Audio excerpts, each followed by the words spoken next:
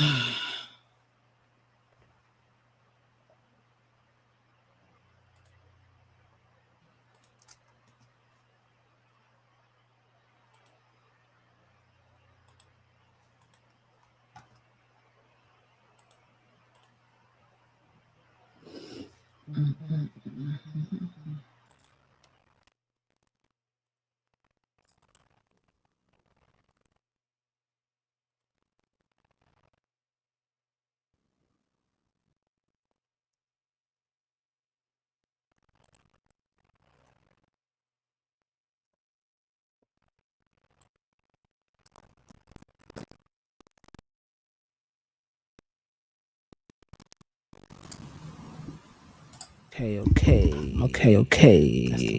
Desktop audio is not muted.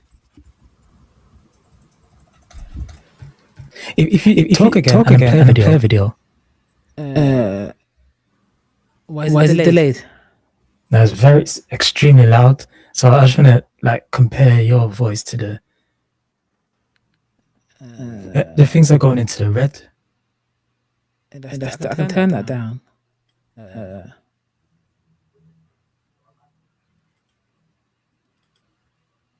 You are on a pedestal of recognition. It is almost Test. Okay. You come through the desktop audio as well for me. And guest as well, I guess. How come I'm coming through both of them and not just one? Talk now. You sound okay to me. I think it's because you're both coming through the video comes through the desktop as well. And you're obviously a guest. It's not like on Discord where it's just coming through desktop alone. But it doesn't make it louder. It just seems okay though. Your volume seems not so bad. What about from the YouTube point of view though? The stream? I can't tell. Have to wait for someone to comment on that. Because you can't tell until someone says something's going on or there's what's the link? What's the link to the? Give me 1 second.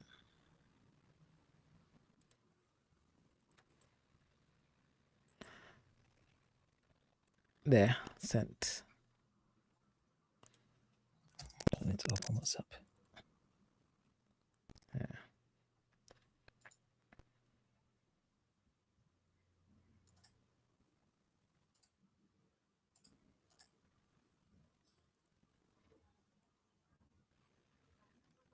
Can you see it? Can you see it? Yeah. Okay. Yeah, I can.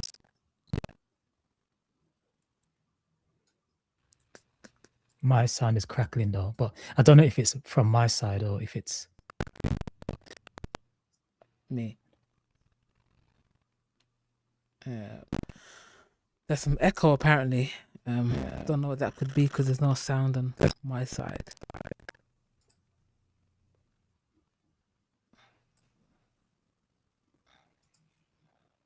echo.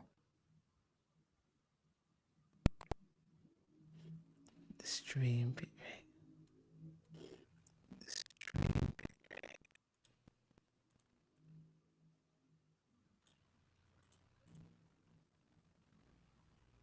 Oh, it's gone now, apparently. Don't know what it was. Oh, it's gone now, apparently. Okay. It might have been when I opened, because when I play audio, might be when I opened play for you. Because when I play audio, will it play for you as well? Hold on a second.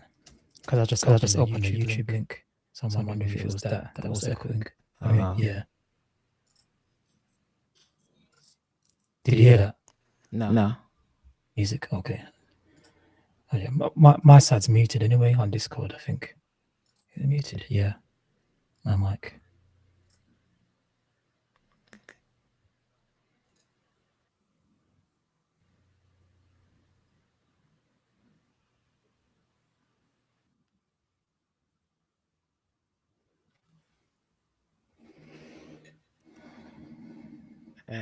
Jonathan says there's a weird echo and a crackle. Yeah, I heard the crackle as well when I put the YouTube on. For you? Is it playing now? Because I can't hear it. I can't see it. I've closed it because I thought that's what was causing the echo. But let me play it again. You can open it, see if it's still going on. I don't have anything playing right now. Okay, hold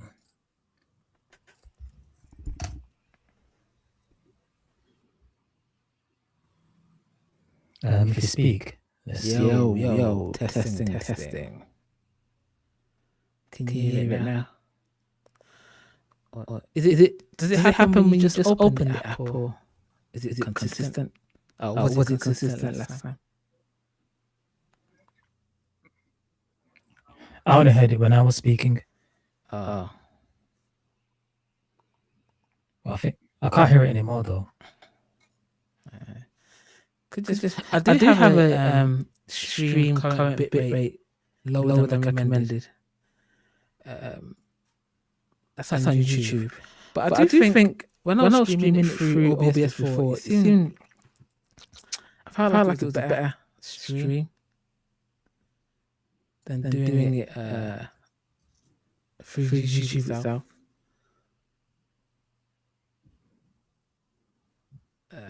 But yeah. What do you mean by better stream? I don't know, the quality, the delay wasn't as bad. It just seemed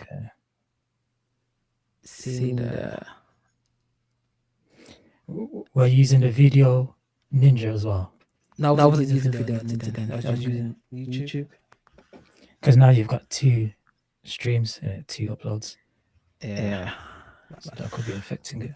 Yeah. If I figure out a better way how to do it so you can see. Obviously, I could have you watch directly on YouTube, but the problem is there's a bit of a delay on YouTube as well. So you wouldn't see at the same time as me. Okay.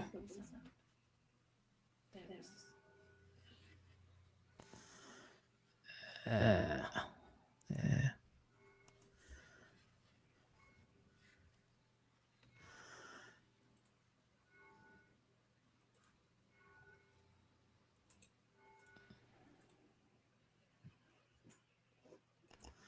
But yeah, today I just wanted to quickly go over like that BAFTA thing. With the Tourette's and the use of the N-word, how people feel about it, some people have been raging about it, and kind of I just felt like people were getting very emotionally charged about the whole thing. And I mentioned this to you earlier, that it's one thing for people in comments to like kind of make stuff up or just adding their 2 cents without looking into anything. When you have big YouTubers or people, big platforms like celebrities saying stuff, it's just like they could take 2 seconds to Google the condition and how it affects people, and you'd learn a lot in just 2 minutes of reading, but nobody did it, and I just find that odd. And obviously a lot of these people have a lot of followers and people that they might influence, and they're not going to go out and research this stuff anymore, because people just hear something online and then just run with it. So I just want to go over some of the things that people are saying. But cool. I think this is let's see what this video was, this first one. You may have heard some strong and offensive language tonight. That's BAFTA Awards host Alan Cumming reading a statement written by BAFTA addressing the audible outbursts during the ceremony from John Davidson, a man living with Tourette's, which included shouting a racial slur at presenters Michael B. Jordan and Delroy Lindo. For a vital part of movie making.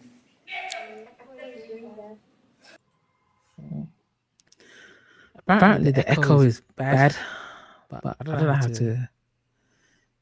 I don't know what it sounds like. Give me 1 second. Let me see. Second trip this year, how exciting. That's why we've got an all-clear annual travel insurance policy. Do they know we're not going to Europe this time? They do. All destinations, all medical Is it conditions, echo all ages. That's everybody? I might have Queen as well. Can you hear it now? Or does it happen when you just open the app, or No, it's happening when I'm talking.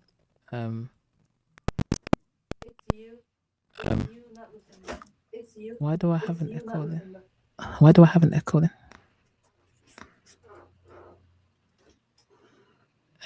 Have you muted your mic on video? Because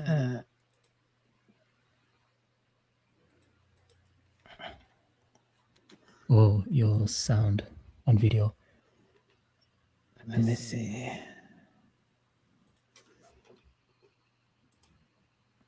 Is the echo still there?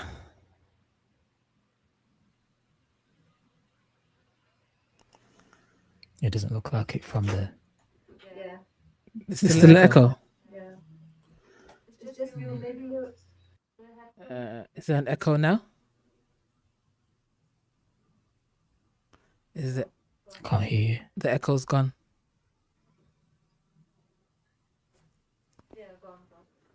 Okay.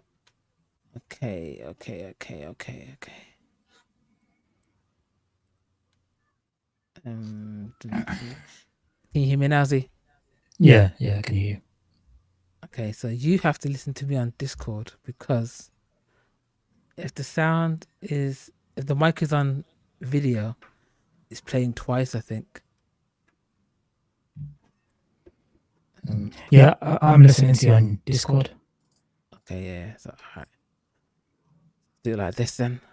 Where were we?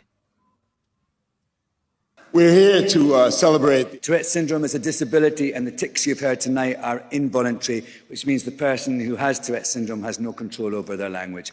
Well, watching from home, BAFTA Award winner Jamie Foxx commented on the Neighborhood Talks post saying, "Nah, he meant that beep.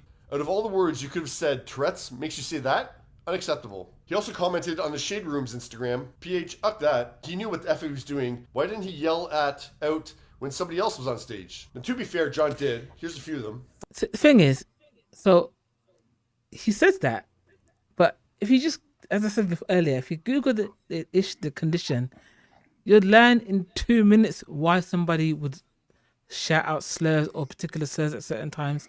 And he's someone who's a massive platform, and it's either he just couldn't be bothered to do it, or felt like it'd be better to say that to get a bit of, to rally the troops in a sense, rather than to kind of give a more thoughtful outlook on the situation.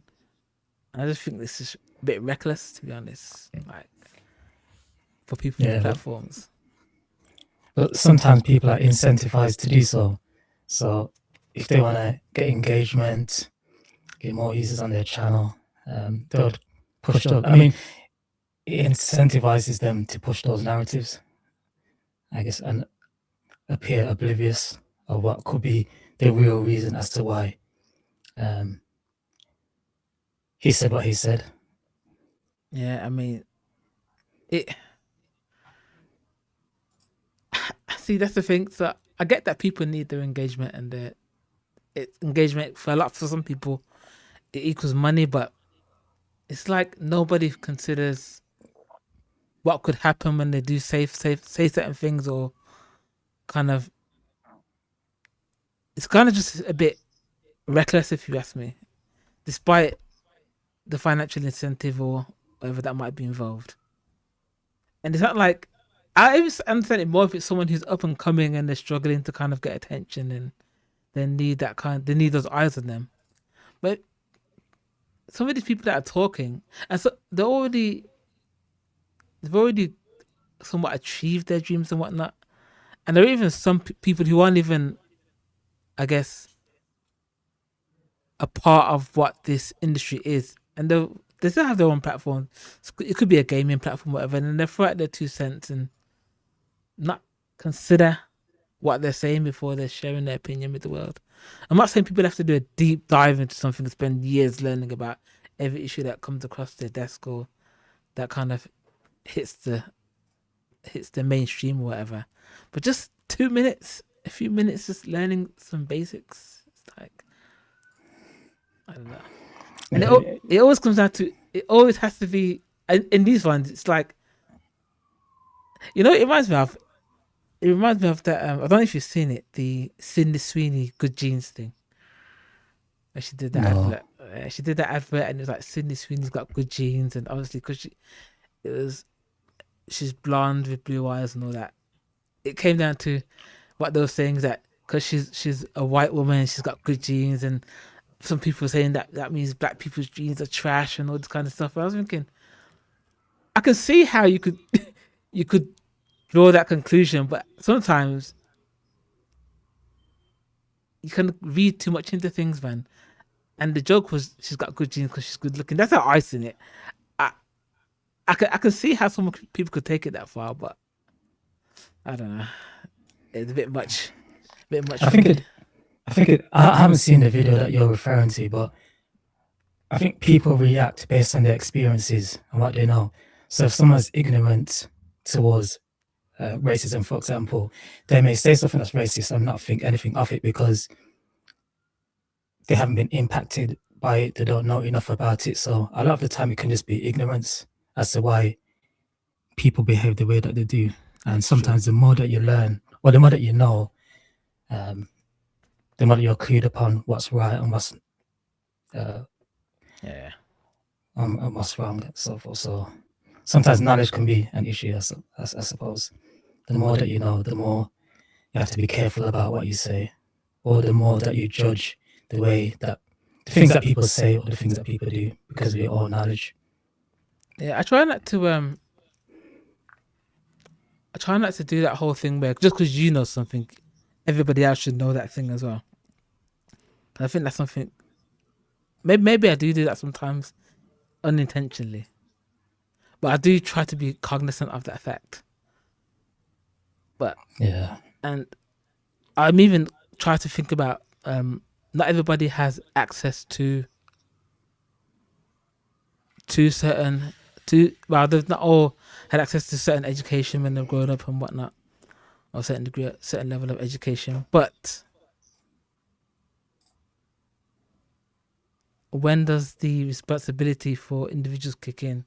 But it's just like, rather than emotionally reacting to something as soon as you hear it, just take a step back for a minute and just kind of gather your thoughts. Just think about it for a second before you kind of throw in your 2 cents before you know what's actually going on. Like, Yeah, I feel like some people don't have the ability to do that. I remember that there was a post that I came across a while ago, and it spoke about how, if you think about when we were at school, we had like bottom set, middle set, and top set. So people were like divided by their ability or the intelligence. But now these people are out in the world where it's like a level playing field, where we've got everybody, the bottom set people with the top set people and so forth on the internet. So I think you need to be careful with who you engage with online because you don't know what their experience or what their ability is. So that's it true. can be a challenge That is being true. online. Top set and bottom set is eek though. It's true.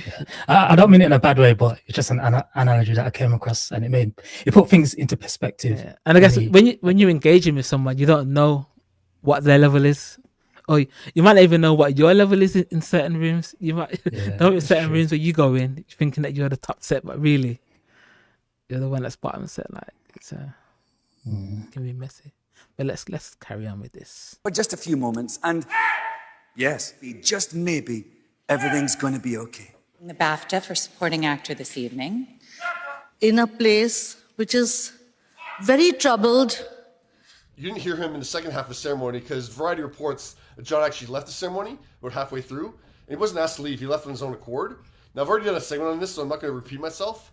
But in addition, I will say that it's not really BAFTA's place to, explain John's actions or offer an excuse for John's actions, nor is it the place of the film star, Robert Aramayo, who won 2 BAFTAs tonight for his portrayal of John in the movie, I swear. In the broadcast, you could hear him shouting quite a lot, and some words that people will have found offensive. But what would you say about that? Well, first of all, they're ticks. He's ticking. I think that explanation needs to come from John first. I don't think it's the case, but maybe John just wanted to shout out a racial slur, and he's fully aware of what he was saying. Like I said, I don't think that's the case, but I think that needs to come from John himself, saying that.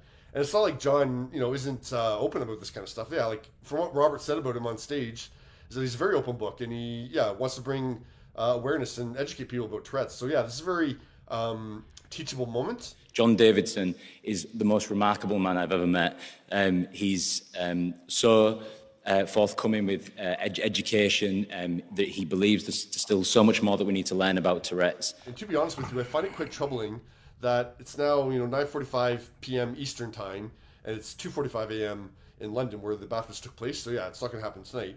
But I find it quite troubling that he didn't make a statement about this like the night of. I'm hoping he makes a statement, first thing Monday morning about this, because this is not a circumstance where he can stay silent. And actually, if he does stay silent, that will speak volumes. So he's got to say something. And I don't mean I'm not coming over with pitchforks or anything like that for John, but I think he does need to address the situation. I don't think other people can be explaining his behavior for him. I think he needs to address it head on, and I think he needs to apologize to Delroy and Michael. I understand. I have totally empathy for his condition, but I mean, that doesn't excuse you from even acknowledging that's what it was. It needs to come from him directly. What do you think? See, I'm torn on whether he should apologize for saying that or not. I mean, why are you torn? Because it's a disability. You're essentially asking someone to apologize for something that they can't help. Like if somebody couldn't walk, for instance, and they were in a wheelchair,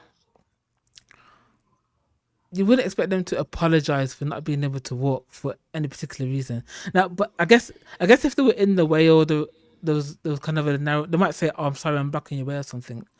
But I feel like I'm not someone who's had Tourette's, but I can imagine it being you can be very cognizant of the fact that you have this issue, all eyes are on you, so it makes it. I can imagine or try to imagine what that pressure would be like. I think I have a different view on this because yes, he can't control it, but I think he needs to consider the impact that it's had on some people that found it offensive.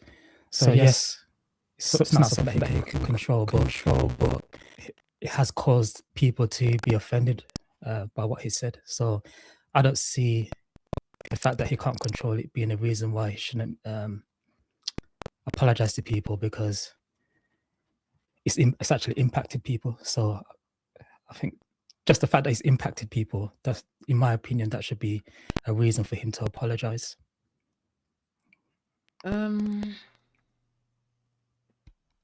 See, this is what I was saying, torn. I can understand that, but I can also understand the perspective of it doesn't. It's not like he meant to offend. So, if somebody calls you the N-word and they meant to offend you, then obviously you can take offense.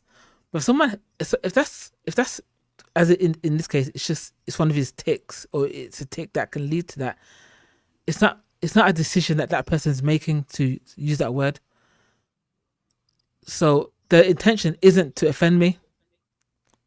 So personally, I wouldn't expect an apology for that. But other people might feel different. But if I know that your intention is not... Now, I guess if I don't know you've got Tourette's or something like that, and you have that tic, and then you say that, I might feel away about it because it's not something you come across every day. But if I know that's the case, and this person's not meaning to offend me, unless I can prove otherwise, I'm not going to take offense with it, and I'm not really going to expect you to apologize for it. I'm just going to keep it moving. No, but if you are offended by it, would you expect? No, but if you are offended by it, would you expect an apology? I can not speak. Well, are you asking in general, or are you asking me personally? No, asking you because you feel. You're torn because you feel like it's okay that he did it, or he didn't need to apologize because you're not offended by it, and you understand that he didn't do it intentionally. But what I'm saying is that in the wider, more generally, there's people. Well, of course, there's people that are not offended by it because they understand that he didn't do it intentionally. It was just because he's got Tourette's. But on the other side, there's people that they know that he's got Tourette's, but they're still offended by that word. So what I'm asking you is that for the people that are offended by it, should they be expecting an apology? Because whether he apologizes or not, it's not going to impact the people that don't care about receiving an apology. It's more for the people that expect an apology. So the issue is you're making someone apologize and feel guilty for a disability they've got. That's the issue for me. So when you're making them apologize, it's like they have to feel guilty for something they can't control. That's the problem for me.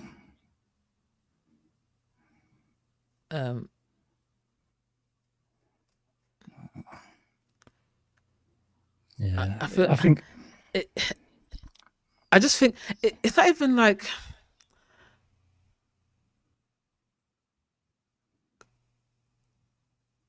Because you could even argue, like, when someone's drunk, and let's say someone was drunk, and then when they get drunk, they start using the N-word. I would even expect that, because being drunk, at least for me, from my understanding, when you're drunk, you don't do things that are unnatural for you to do. So you don't do stuff that's already things that you probably considered before. So if someone became like an abusive drunk or whatever, that is part of probably who they are. And for them, if they did something, I would expect an apology, because there's some kind of intention behind it. But with this, it's like you got someone who's had a condition. I think he's 84 years old now. He's had it since he was diagnosed at 12 or something, if I'm correct. So his whole life he's had this issue, and it's like, I just feel like just let the man live, man. Like 84, like, and it's not like he meant to hurt people. And I have to think, like, because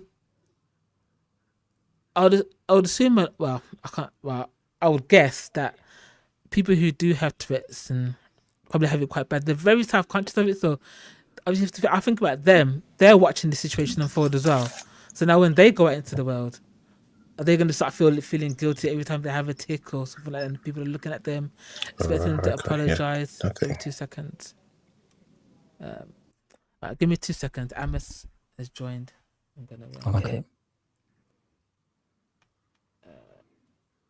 Give me 1 second.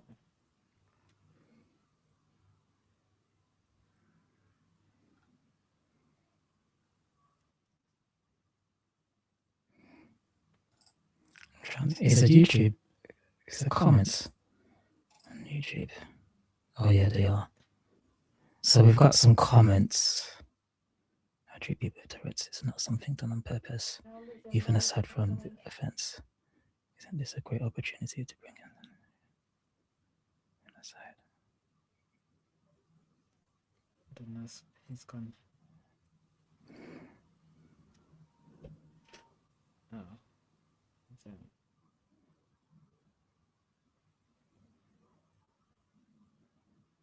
Right, let me just bring him in a second.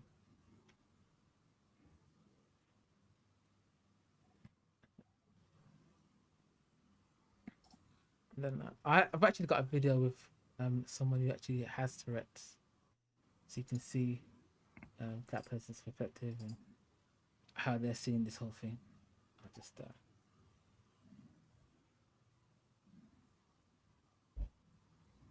load this in quickly.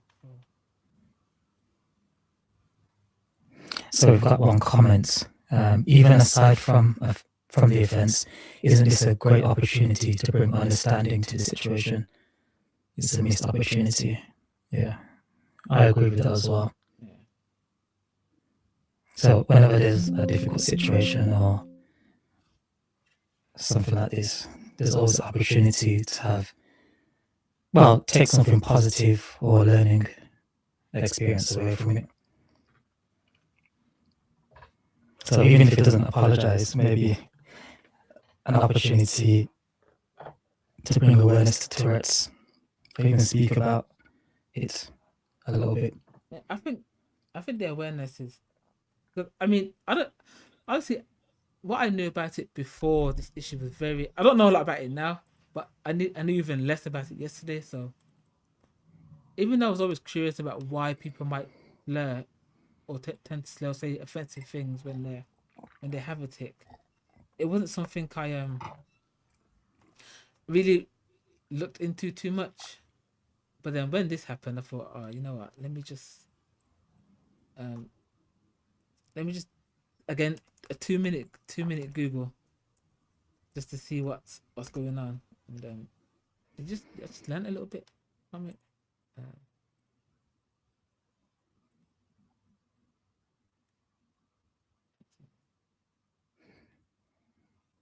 Any more comments or thoughts in the chat?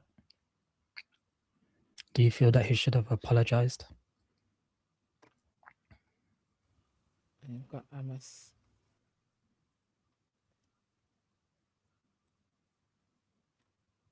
Having to edit this live on air. It's okay. Okay. I think it's coming, so I didn't.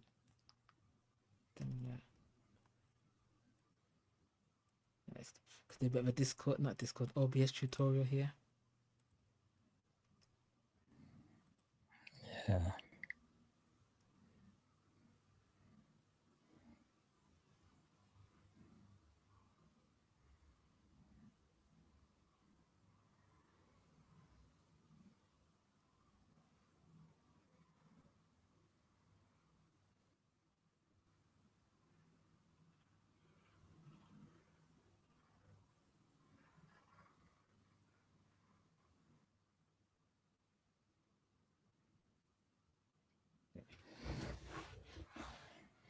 It's so good. Can't hear him yet though.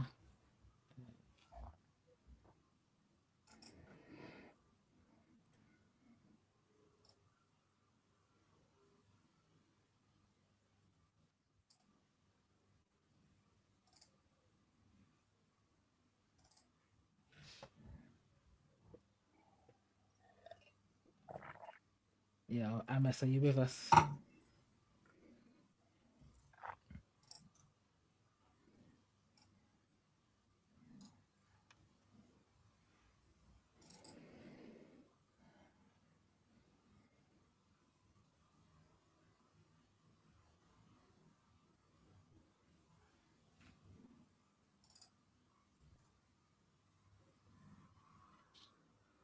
Yo, testing.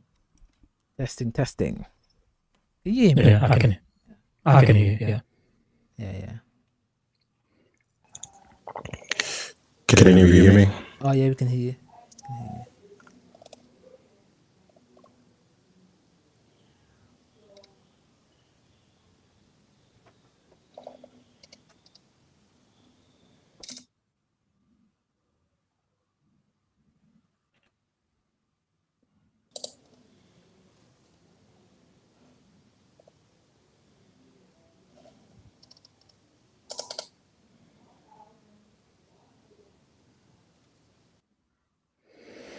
So what do you think, Amos?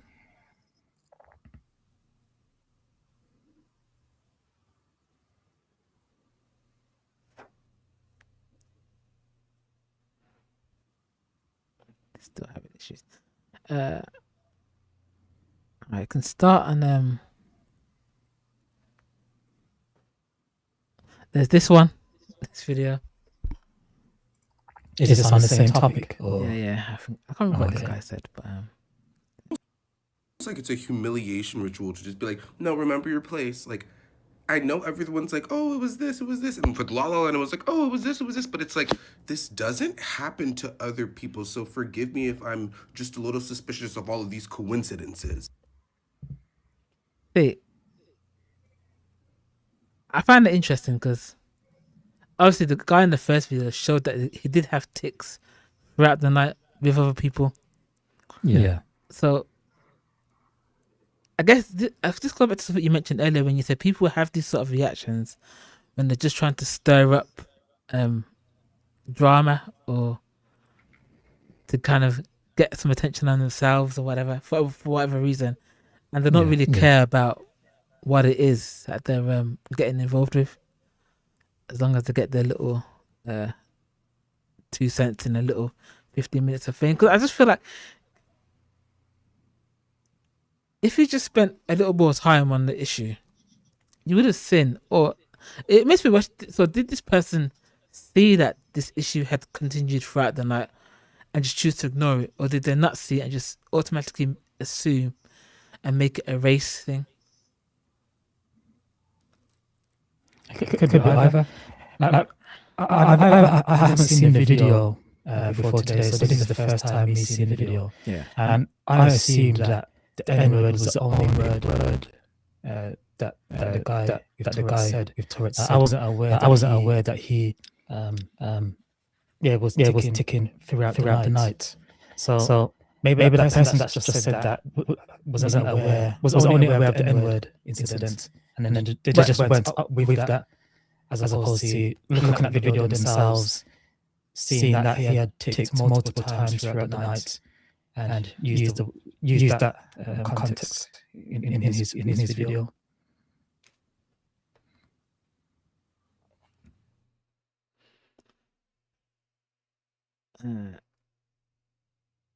Talk now.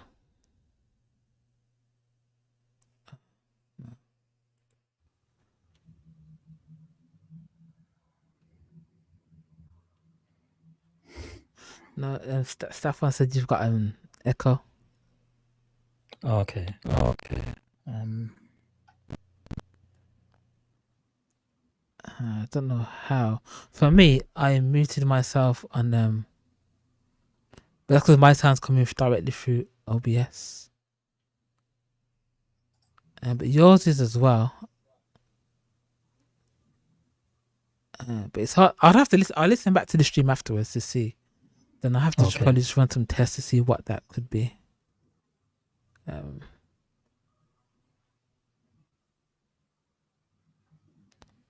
Obviously, I have to have your sound on to hear you.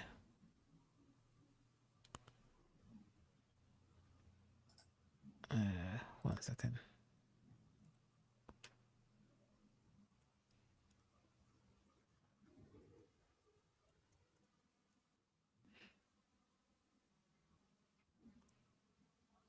Let me see if I am.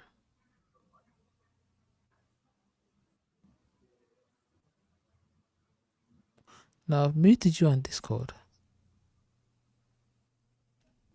so that shouldn't come through.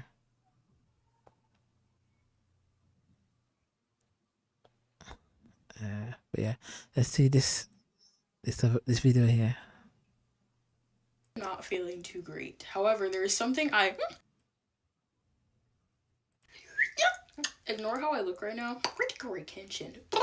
I am not feeling too great. However, there is something I have been asked to talk about, and that is going to be the BAFTA situation. I have been seeing a bunch of outrage about it, people saying, oh, well, why would that even be in his vocabulary? He did that on purpose and all of this stuff, and that racism is to excuse. Very sad day for the Tourette syndrome community, especially for the ones that have coprolalia, because when you come online and you see thousands of people hating on your condition, specifically coprolalia, because that's something that is already very embarrassing for all of us. I'm not going to say that people can't be offended by the fact that somebody said the N-word as a tick. However, it's not something that somebody can control. It's not something that somebody wants to say.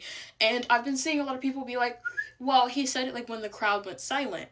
That is most likely when a tick is going to happen when you're in public, when you're in complete silence, or when you're trying not to say or do something. We must understand what coprolalia is. Coprolalia causes involuntary swearing and inappropriate tics. This can include the N-word, slurs, etc. I am a Black person, and even I have the N-word tic and slurs as tics. This is something I don't see many talk about because of situations like this. Is it a disappointing thing? Shut up! That it happened in public in front of that entire crowd, specifically to Michael B. Jordan and the other presenter. I'm so sorry, I do not know his name. I wish I did, but no disrespect to him. I just am not too aware. Yes, it is a very unfortunate situation. Seeing so many people say that they would invoke violence against people with coprolalia if they can't control their tics. that's ableism. The fucked up thing that this happens, yes, but it's something that we can't control. Aggression in the brain being triggered. Shut up. And ultimately causing inappropriate tics. Michael B. Jordan and the other presenter have the right to be upset, especially if they were not aware. However, we need to understand and educate ourselves. And on my videos, I constantly see people saying, oh my god, so funny, if I had cursing tics, I would be laughing all the time. But when people actually have cursing tics, then it's offensive and they're a bad person and this and that, the third. We need to do better. We need to educate ourselves better. This is not me saying that people don't have the right to be offended. However, you can't be offended when a disabled person is disabled. I might make a part 2 to this. There's a lot that I need to say, but... Yeah. Yeah. What do you think? Interesting. I think it kind of aligns with what you were saying around, as it's something that someone can't control. We can't expect people to be offended by it. And she has the same sentiment or thoughts. And I've actually never thought about it in that way until you mentioned it earlier. So I feel like I'm kind of on the fence now when it comes to whether he should have apologized or not. But as I don't know who that is in the chat, maybe Jonathan, says that it's still an opportunity where he could have educated people. So even if he didn't want to apologize or felt it wasn't necessarily due to it being a disability, he could have spoken a little bit about Tourette's and educated people and used it as a learning opportunity. I guess he could, but it's not like he could just get up there and then go on stage and start talking about it. I know. Not there and then, but maybe. I don't know who that person is or whether they're a public figure or not, but if he has a platform, for example. Maybe later on he'll do a video and talk about it. But yeah. It's like he also said it was Jamie Foxx at this award. I don't know, but I don't think so. But I don't think it matters if he was or wasn't. Like, he's a grown-ass man. Like, it's. I think a lot of people are aware of Tourette's as a condition, but they don't really know how it affects the brain or how it actually works. Like you said in that video, people think or they assume it would be fun to have these swearing outbursts and whatnot, but in reality, it's just not as fun as people would imagine it to be. And I could just definitely see people being very self-conscious about it. Obviously, you got some people who just don't care about it, and maybe there are people who get used to it over time. But I can't imagine that.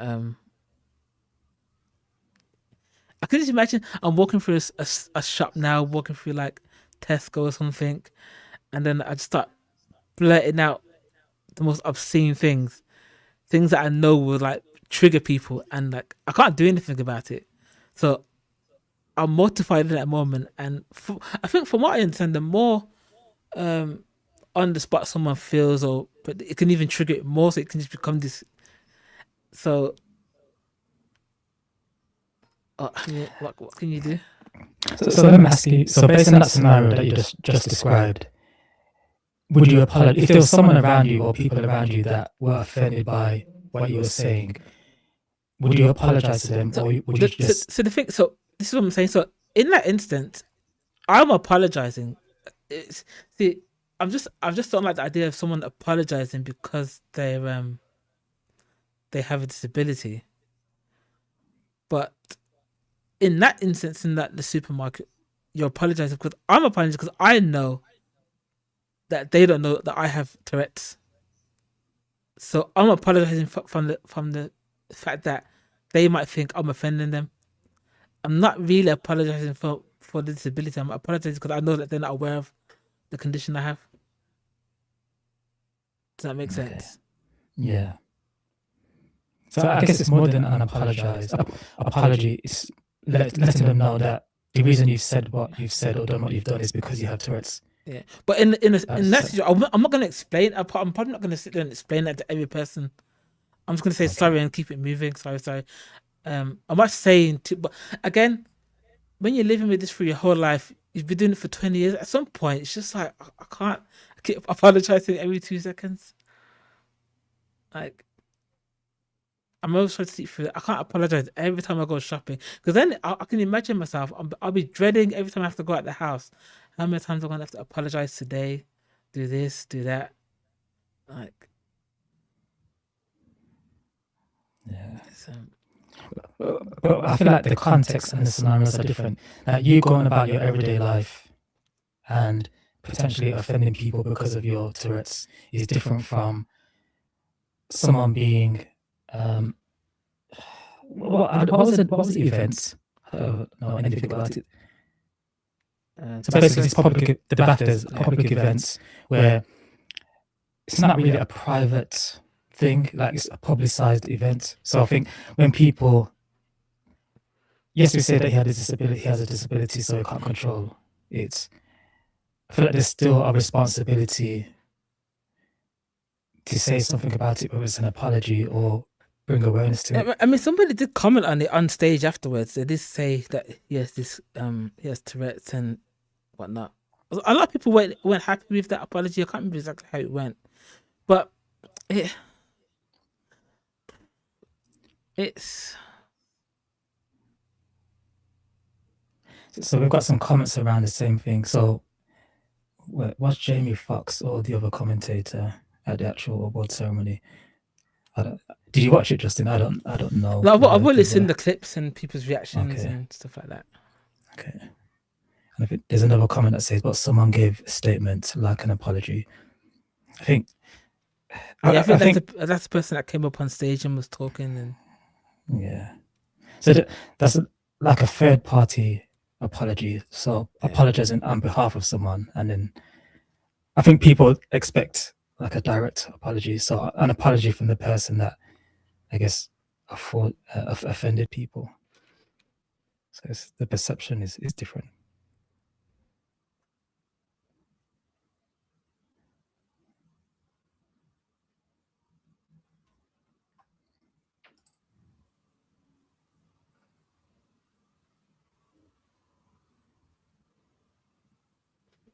Yeah, it's tricky. It's because you're trying not to make people who are offended feel ignored, but you're also trying not to make people with a disability feel guilty for having that disability. Yeah.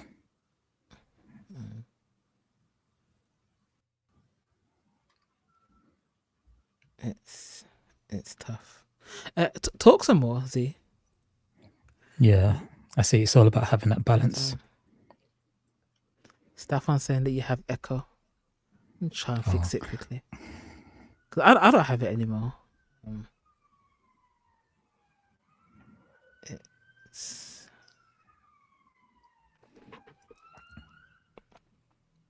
But I can't tell. There's nothing from my side that I can control, I don't think. So my mic's muted on Discord. Okay, wait. And now? And my mic is muted on Discord.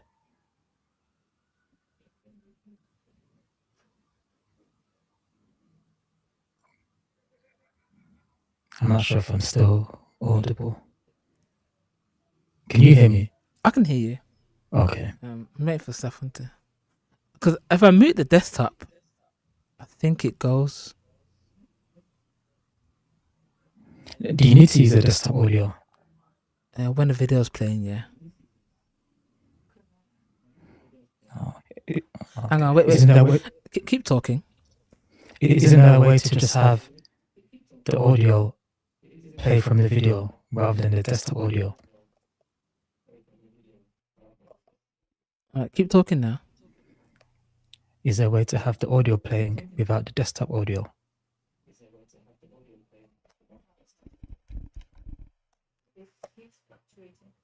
Yeah, so it is the desktop audio. But I guess if I mute your mics, all right, talk now. Am I still echoing, or is it okay now? No, so I turned off your mic and I've just left the desktop audio on. And you can still hear me? Yeah, yeah.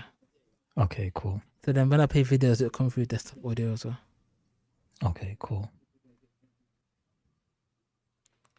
Don't know what's What happened about to Amos. It's frozen.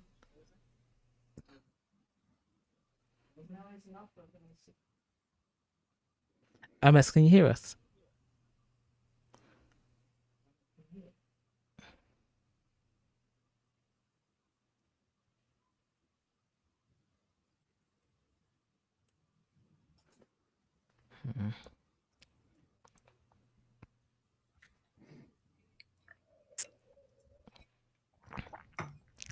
I made some fresh mint tea. It's so nice. Mint tea. I usually have the mint tea bags.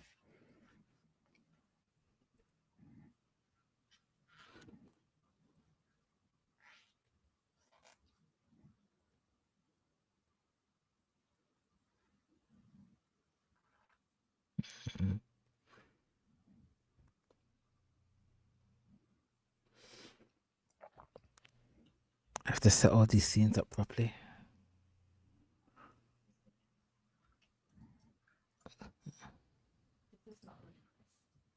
Huh? Why is it? I think you should go back to 20 small. Why? It's just the face is too much on the screen. You don't like how we look, Mercy? Said it's too. It's on TV. That's why it's massive. Oh, okay.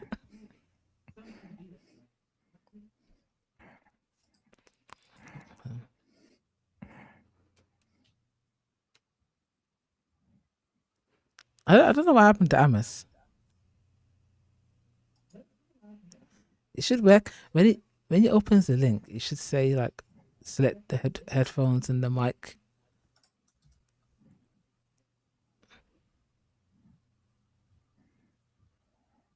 You mean the VOD, the video thing? Yeah. Oh, okay. Is that what you did? Yeah, I clicked it and then I had to choose the mic and the video camera. But he obviously chose the camera because the camera's on. Yeah. I don't know if you can hear us.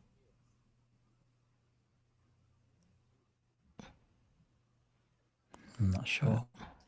Yeah. So, yeah, I think there's another one more video. Where is it?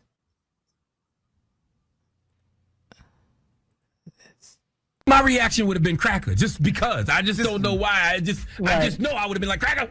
That's Fight fire with fire. I just can't help it. Maybe I got here too. I don't know.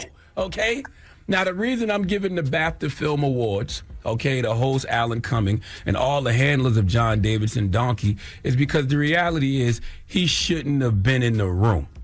If a person has a condition that makes him scream out inappropriate, obscene, or taboo words, why risk having him in the room? There are people that networks wouldn't think about putting on TV, especially live TV, because they have no idea what they might say. Example, Kanye West. And Kanye's not diagnosed with Tourette's or, what's that thing called? Coprolalia. Yes, or anything like that. So you have this man, John Davidson, who has a condition that he apparently can't control. So why would you give him the opportunity to sit in this audience and offend and insult people? Okay, and listen, I don't like the... I think that's just incorrect. Like, comparing that Tourette's to Kanye West is just silly. Like, Kanye West makes choices to do what he's doing when he wants to have his outbursts. At least as far as I understand. You can't compare that to someone having a tick that they can't. And again, when it comes to, I feel like when you're going to offend someone, you have to have an intent to offend someone. That's just not. It's like if a grown man punches you in the face, you're gonna take that as he meant to hurt you. But if a baby's slapping you on the nose, like it's just not the same. It's like the baby's not intending to hurt you. It's just doing what babies do. You can't give them that same level of responsibility. And if you say that the issue is saying that he shouldn't be at the awards. It's one thing to say that maybe because it wasn't live, they could have edited it out or beeped it or whatever. But to say that he shouldn't be at the awards, so basically you're excluding someone for having a disability. I don't see how that works either. Yeah, I don't agree with that part neither. The exclusion because of his disability. Yeah. Especially as a black person. Like, yeah. Think about the times that we've been discriminated against because of the color of our skin. So I think it's a very sensitive topic, or even sensitive suggestion. Yeah, that's true. Like, I mean, I'm not saying that black people being black is a disability. Yeah, but actually, you know what? There probably are people who do see it that way. Like, it's not. Well, no, I mean, maybe not. Well, no, I do think that there are people who have that perspective of things. So then they could say, yeah, we can exclude you from being at these awards or for how you are as a person. I don't think that's it's not helpful. I do think the best thing that's come out of this, though, like Jonathan has said, it's the education side of it. I think that's what helps, despite the outrage. And I feel like a lot of it, like in that Chris Rock stand-up, man, it's like fake outrage or selective outrage. Like,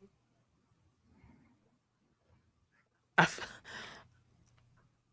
feel like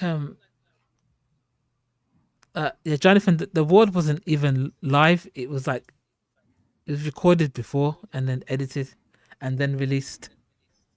So they could have just bleeped it out, or yeah, they could have bleeped it out. Yeah, we can hear you. Yeah.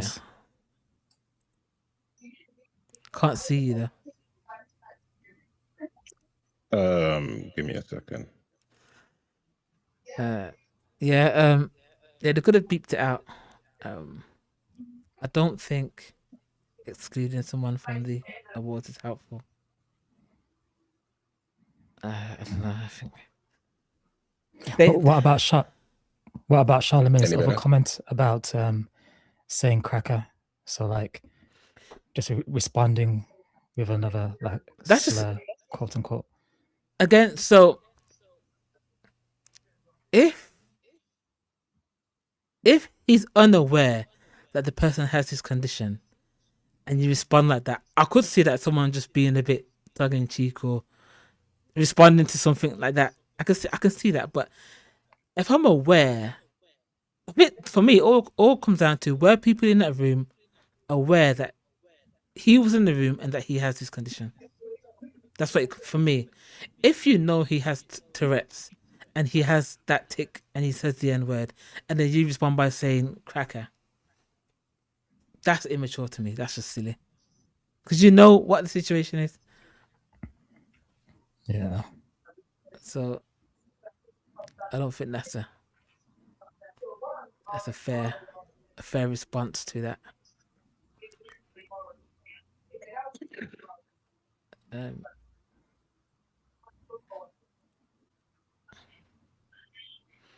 you hear us, Hamas? I can hear you guys. Okay, can you hear me? Yeah, we can hear you now. Yeah. Oh, do I need to mute myself on the other one, or? No, it's okay. I'll keep both. Nice. Yeah. Hazy, it's good. Hey, how's things? Good to see I you. could have come on before. I had a little one just blew out all over me. Good.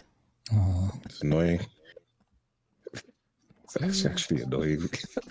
I didn't even know it was there. That's the worst thing. I was about to sit down and just chill. My sister was like, I think you got poo all over you. Yeah. Yeah. Maybe you should get her to apologize for that. I did. Started going all. I don't care. Yeah, that's cool though. Well, interesting topic though. You guys have got some interesting viewpoints on what happened. Y'all are very understanding people. I just think it's common sense. Well, no, well. Ooh, this term common sense, I guess. It's not very common. Yeah, I agree. Yeah. I've worked with people with Tourette's, interestingly enough. So my view is a little bit, I guess you would say, biased in a sense.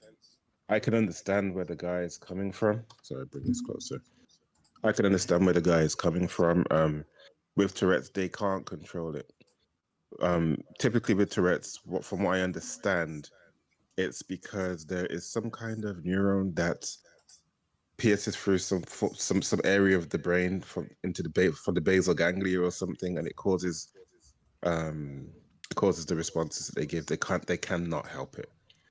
And obviously it's context specific depending on the information that they've come across in their lifetime. You know, for example, you probably won't get someone, some Aboriginal with Tourette's shouting out the N-word because they haven't really come across the N-word. But you might get someone else who's seen that and heard that language around in the context of their culture because it's just a word that they know and it just comes up. You know, for example, a lot of them say the C word in the UK. You know, and that's that C word in itself is one of the top tier words we tend to avoid here in the UK, but they often blurt it out. Do you know what I mean? Because you literally can't help it. But the other side of the story is that they aired the BAFTAs with a delay, with a live delay. So was it live, and how much is the delay? Sorry, I'm not sure. I think it's like a 3-second delay or something. 3 seconds. 3 seconds or something like that. I'm not sure. Don't quote me on it. But there is definitely a delay when they aired the BAFTAs live. They could have bleeped it out. They've done it before when apparently somebody else did something, didn't they? It's 2 hour delay. At the end of the speech. 2 hour delay. Yeah, they could have done it. I was gonna say in 3 seconds. You can't in 3. That's a quick response in 3 seconds. Yeah, it's true. Somebody did a speech once before and they said Free Palestine at the end of their speech, and they edited it out, the Free Palestine part out. Yeah. At the BAFTAs or something. So I don't see why they couldn't have done it on this side. You get. Yeah, but it's sensationalism is what sells. So I'm sure the media probably wanted to keep it in to give them something to air as a yeah. I mean, for them, this is massive publicity. Like this is the best advertising you could ask for. Yeah, but I don't like the idea that everyone's coming out saying, "Oh, he said it on purpose." Who was it that said they said it on purpose with the F-U-C-K, the P-H-U-C-K? That he did it on purpose or whatnot. Some sort of, was it Jamie Foxx you guys said? Oh yeah. Anyway, he needs to go and worry about some other things instead, rather than he said it on purpose. How do you know?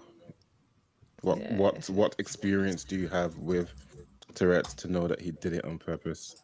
Sometimes people forget that celebrities are just famous people. They're not sometimes not the most knowledgeable. Yeah. And they talk out of their arse. Yeah, I mean, I just, as I said to Z earlier, I just think it's irresponsible. You have a big platform like that, and you come out and you turn it into like this race issue, and to make it seem like this person was intending to offend black people around the world like that. Like, it's just not everything comes down to like, oh, this person was racist or they were trying to use. I think if I had that stage and I really wanted to offend black people, like there's so many more things I could say than just that. So much more. So sometimes, yeah. Anyway. But this always brings us back to that we've had this discussion so many times. It comes down to when people say, "Oh yeah, we've taken the power out of the N-word and all this," and I just don't believe that for a second. I don't think any power has been taken out of that word at all. Well, I agree with you. You can't take the power out of a word if it's not yours to take to begin with, because it's all about intent. If somebody says it to you with the intention to insult you, the intent is what makes it insulting. You get. So It can be, but if there was if it was a case of black people just said, you know, this word literally means nothing to us anymore, despite who said it, the incentive for people to use that word against you would be done because they know it's not going to offend you. It'd be pointless. It's like when Bunny Blue was saying, yeah, you could call me a slut, I don't care. And if she genuinely means it, if we got into a fight, it'd be pointless for me to call her that because I know she doesn't care. That's when you've taken the power out of something. But if someone can still call you a slur or say something and it offends you, whatever, there is no power being taken out of the word. It's just, you just allow certain people to say it. And you take it a certain way in certain context, but I don't think any power has been removed there. I think it's still just as hurtful as it ever was. True. There's somebody else who did something quite similar to that, taking the power out of words. No, sorry, not somebody else. You know, with the whole issue that's going on in the UK, there's this big split between the right and the left at the moment, especially around policies of immigration. And I guess a typical tactic of the left-leaning side is to always call the right-leaning side like racists or Nazis. Yeah. A bit like the stuff that happened to Trump, you know, always calling him a Nazi or this and this. And I think the right has just got to the point where they're like, you know what, if you want to call me racist, call me racist. I don't care. And once you reach that point of I don't care, you're right, it loses the power because I guess it only has as much power as you give it. Yeah. And the other side would just be like, well, they're not really triggered by it anymore, so there's no point using it. No, it's meaningless. Like if we literally change the meaning of the word nigger to mean king, and we accepted that like same as the word how gay used to mean happy, and like obviously means something different. If we change the meaning of, then no one could call you that because every time someone called you, they'd just be calling you king. Like it doesn't matter who said it. But until it gets to that point, then that we've taken the power out of the word is meaningless. And what do you think? See, I feel like I don't understand the concept of taking the power out of the word. Like, what does that look like? Or how is it something that we can work towards? Like, what does it mean to take the power out on my side? Oh, what does it mean to take the power out of the word? For me, not what does it mean, but sorry, I can't hear Z very well. Is really low. It's loud to me. Oh, is it? Yeah, it's like normal Oh, volume. hang on. Do you know what it is? So sorry to interrupt Z. No worries. I've got you guys on the Discord side of things on. And you're unmuted on there, Justin. Z's muted on there, so I guess that's why. Because when I tried to use the microphone and the stuff from the other one, it was giving me the audio through my speakers, not through my headphones. Oh. So yeah. And Z's muted on the Discord, so maybe that's why I can't hear Z very well. And the volume is really toned down on. You've gone off the feed now, though. You're no longer online. See. Oh, hang on. See, am I back? No. What? Oh, you're loading up now. Yeah, when I come off the screen here, obviously I'm not a laptop user. When I come off the screen here, I guess it takes me off the feed. So I've got the Discord running in the background. Oh. If Z was to unmute on Discord, does it mess up his audio? It shouldn't do because Discord's muted for me. No, you ain't muted on there. You're muted on here.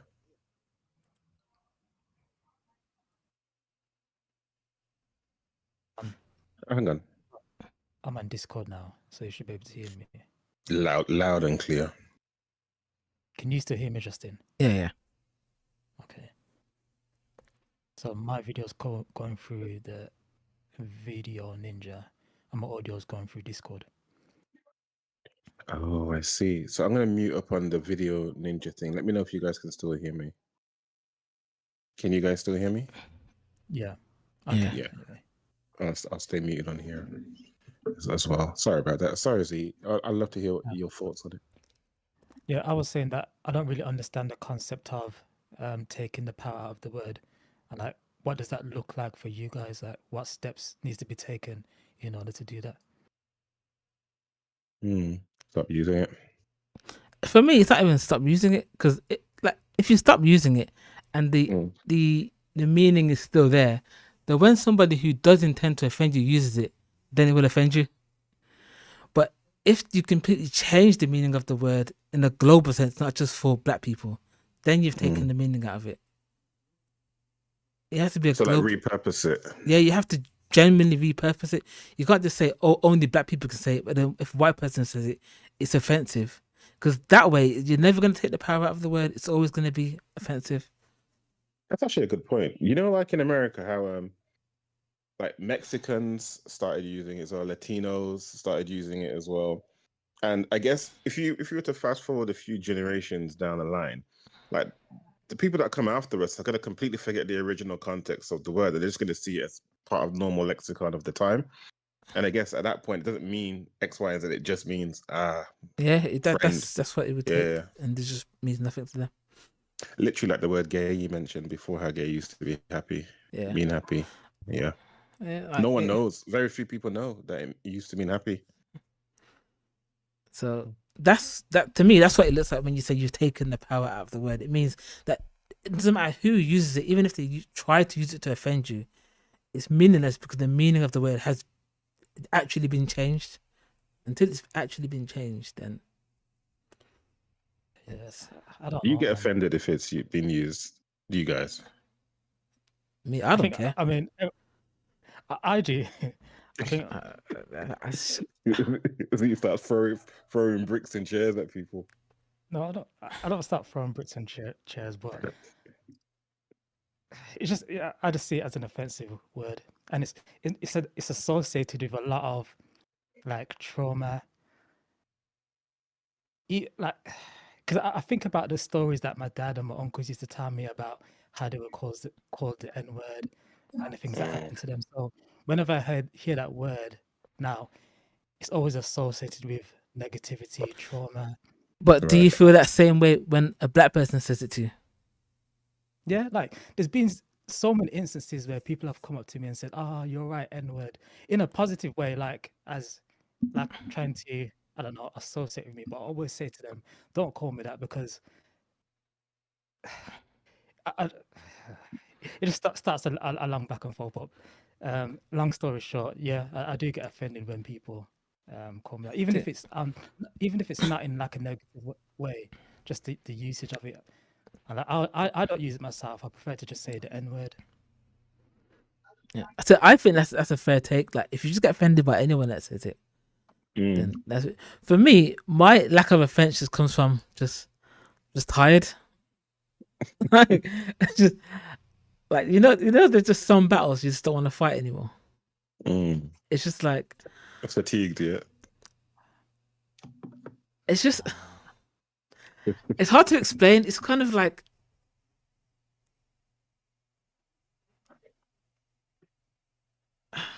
for me, it's like it's hard to explain.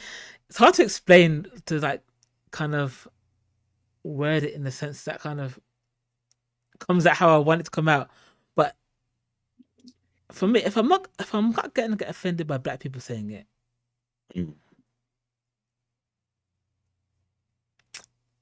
okay. So this goes back to what we were saying earlier. So I think so. Let's say a white person came up to me on the street and it was like calling me the N word.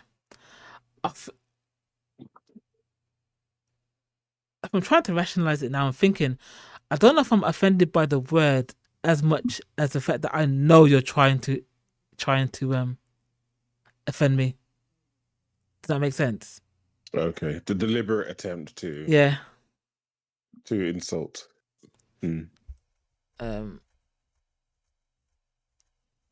When someone does use the word, what do you take it to mean? Like, what does it mean to you when someone says the word? To me, what do you mean? You mean like another like in music, for instance? No, just in general. For example, Yeah, but no one says it to me though. Is that something that we commonly use like here like that? It's not.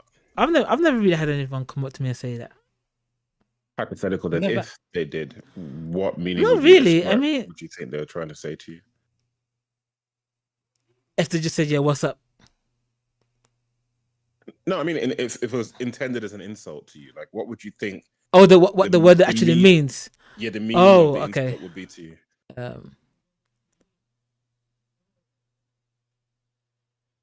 The same way Goku fought against Frieza, dirty monkey. You're rude. That's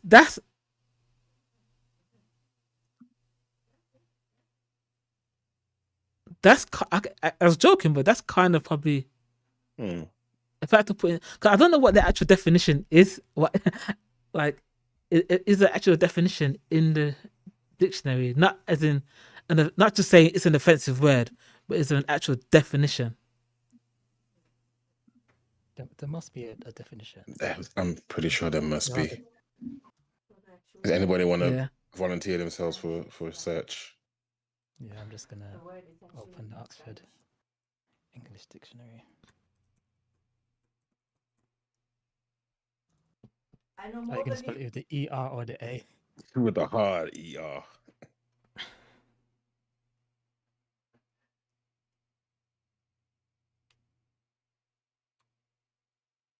Latin, I guess.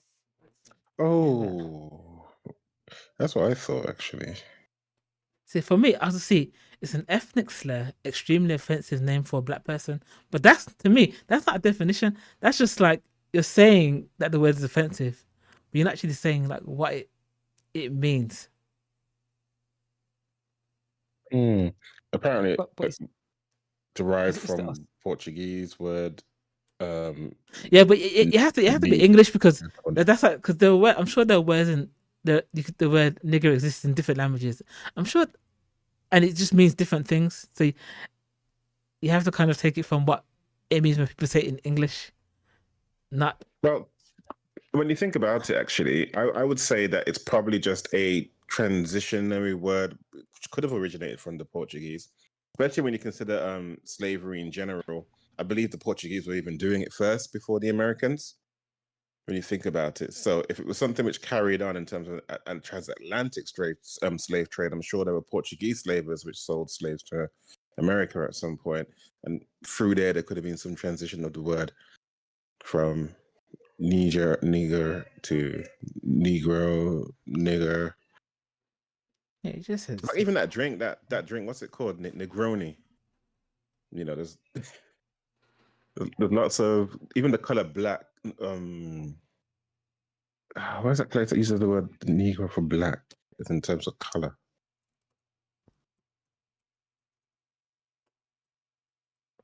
Isn't it Spanish? Probably, actually. Yeah, like we should. Yeah, negro. You're right. Spanish, meaning black. Yeah. It's like we're looking at the definition of the N-word to determine whether we should be finding it offensive or not. And I don't think that's the way that we should be looking at it. Because what it's associated with. Oh, jeez. Yeah, I think either way, it's just associated with someone being classified as just a dirty monkey or subhuman. You know. Yeah, there's no definitive term like nigger means low class black person. There's no definitive. Doesn't that mean then technically we can change the meaning of it by you can taking like, what we want the association to ourselves? It's like it's like if people, because the dictionary, all the dictionary really is it'd be a word where there's been a mass or global agreement on what that word means. So that's why I'm saying when mandem's in the dictionary, I didn't know that was in the dictionary now. But it's because there's just agreed upon term of what that means. So if over time people agreed that the term nigger is just another word for king, eventually that would become the definition of the word. Over time. That's all. That's how dictionary works. But I don't ever see that as a good thing. That's like erasing history, like erasing the history behind the word. But words change all the time. Like if you listen to English from 1600s, it doesn't sound recognizable Sounds like a foreign language. to what we're talking today. Honestly, I was shocked when you brought that up before. Yeah, and I heard the audio clips of it. I was yeah, like, is that English? What English is that? No. But yes, Completely but I understand what Aziz's saying. If you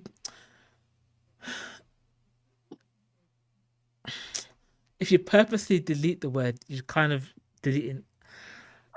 Are you really deleting the history though? Because the history is the history, and the history will always be the case. Yeah. Time transitions and time does change. It doesn't stop what's happened, but it doesn't mean you have to perpetuate the trauma of the things which have happened in the past. There's this notion of generational trauma, which I hear going through with regards to Black people and slavery and things like that. And to a degree, I could agree with it that it does exist. It's the same way that I would classify like people who are being sexually abused when they were young, when they were kids. And they say that the abusers people who abuse often become abusers themselves. You can classify that as a form of generational trauma as well, as the behaviors of the generation before get taught to the people beneath the generation after them, and that perpetuates as a form of behaviors. But it can be stopped. You just have to change the behavior. You get what I'm saying? Yeah. And you got to start somewhere. I mean, what? So when you say deleting or removing the history, Z, what are you actually? I'm not saying trying to stop, because we can't erase history. What's happened in the past has happened.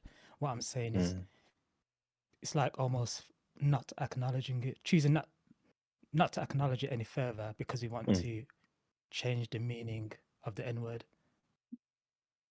I just don't see it as productive. It's like, rather than accepting that we shouldn't be using the N word, it's something that's associated with X, Y, Z. Hence, nobody should be using it. Rather than saying, let's try to change the definition of it so that everyone can use it without being offended. But in order to do that, I think we need to disassociate it from its history, and it doesn't have a positive history. So, like forgetting about what's happened in the past. It's like how people say, slavery happened so long ago. Why do we still talk about it? But we're still impacted by slavery, like indirectly, with discrimination, like the lack of transfer of wealth through generations. So we're still impacted by slavery. And to say that to ignore slavery would be like, I don't think it's a productive conversation to have, or productive things to do. Like, because we need to understand or acknowledge the past in order to move forward or to do better in the future. I don't think we can just forget things or pretend that things don't happen or repurpose things just to make it more inclusive. I don't believe in making it inclusive. You know, I said I definitely don't want to make it inclusive.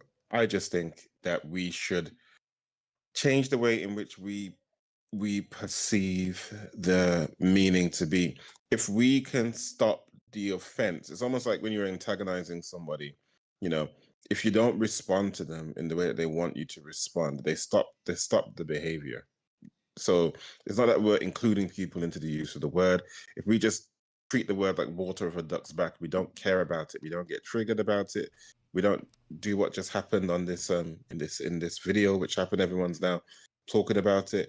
If it was just like, it's nothing, it's just a word, it means nothing, sticks and stones, eventually as time goes by, people will not use it because the word doesn't carry the same weight and meaning that it used to carry before, in terms of trying to elicit a negative emotional response attached to a group of people.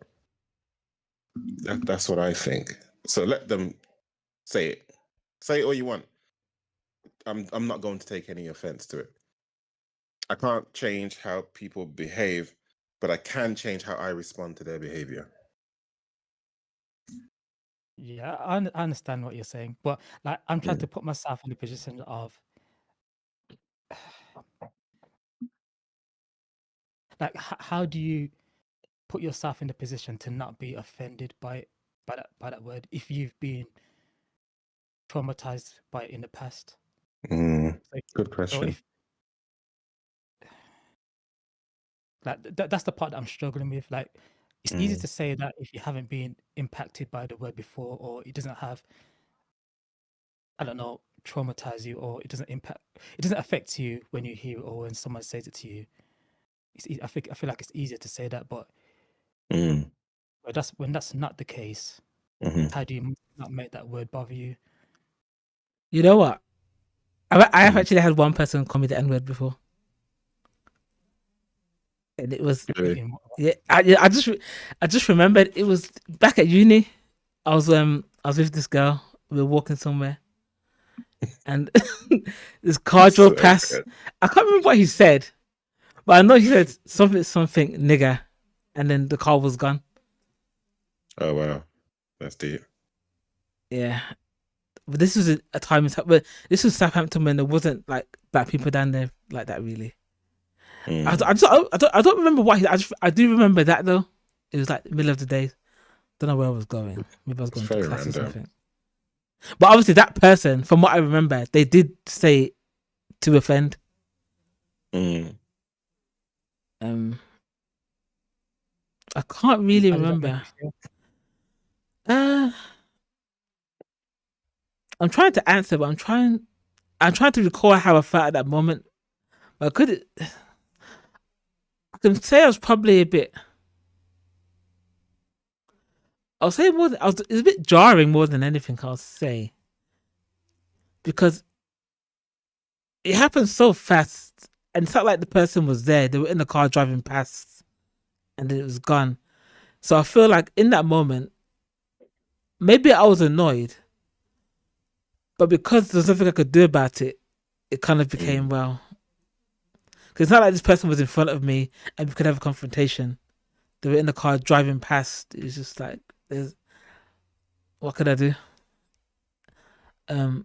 But I'm saying that, but I can't tell you how I felt. I would say I was annoyed, maybe a bit jarred, like that just happened, kind of thing.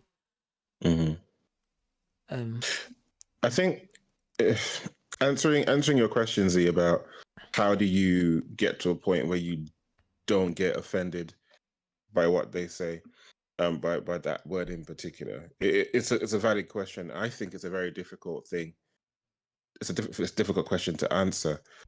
From my perspective, I would say it all comes down to, again, what you think that word means, and then if you believe that word accurately describes you, then more than likely you are going to internalize it, and then you will become upset.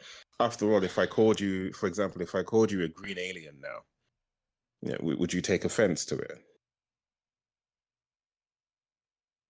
I understand the point that you're making, but let's follow the line of inquiry. Would you be offended?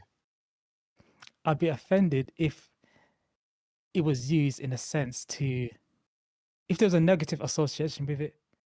It's 2 words, green alien. Would you be, if I called you a green alien right now, would you be offended by it? Not in this context, no. Then my next question will be, why wouldn't you? Because it's a random word with no association, or there's nothing linked to it from my perspective. It's just like a random word. So are you saying that it's because of how you internalize the meaning of the word that gives it the power and the weighting that then affects how you feel emotionally about it? I don't know if I'd use the word internalized. It's more like what I was saying earlier, like things that happen when that word is used, the context it's used in, and so forth. So maybe you'd refer to it as internalizing it or not, but it's more of the association. I'm pretty sure there's there could be somebody on this planet that could, you know, throw a huge amount of upset, be extremely angered by being called a green alien, and there would be somebody that wouldn't be. The difference is the meaning in which we ascribe to it, and it weighs up with regards to some form of internal critique of ourselves. Do I think this speaks to me or doesn't? The reason why I say this is I get exactly where you're coming from the word being used and historically it not having a good meaning attached to it. It's like when I was in school, when I was younger, oh my gosh. If you were African, you got it worse because I call it the tiers, yeah? There's like the typical white population. Then there was the Black British borns, yeah, most of the Caribbeans, and then there were the Africans, and we got teased by the whites, we got teased by the Black Caribbeans as well, and it got to a point where they'll say stuff like, "Oh, spear chucker," or typical African booty scratcher, and all of that stuff, and it used to really affect me as well. It's because they're calling me this subhuman that does all this, and this. The moment that changed for me, where it no longer used to affect me when they called me these things, is when I actually moved to Nigeria for a few years, and I saw how life was lived there. I saw how smart the people were. When I came back, I saw how more advanced in academics I was than the people in the year I was in. And when they threw those insults at me, what they thought was insults to me, it actually came with a sense of pride.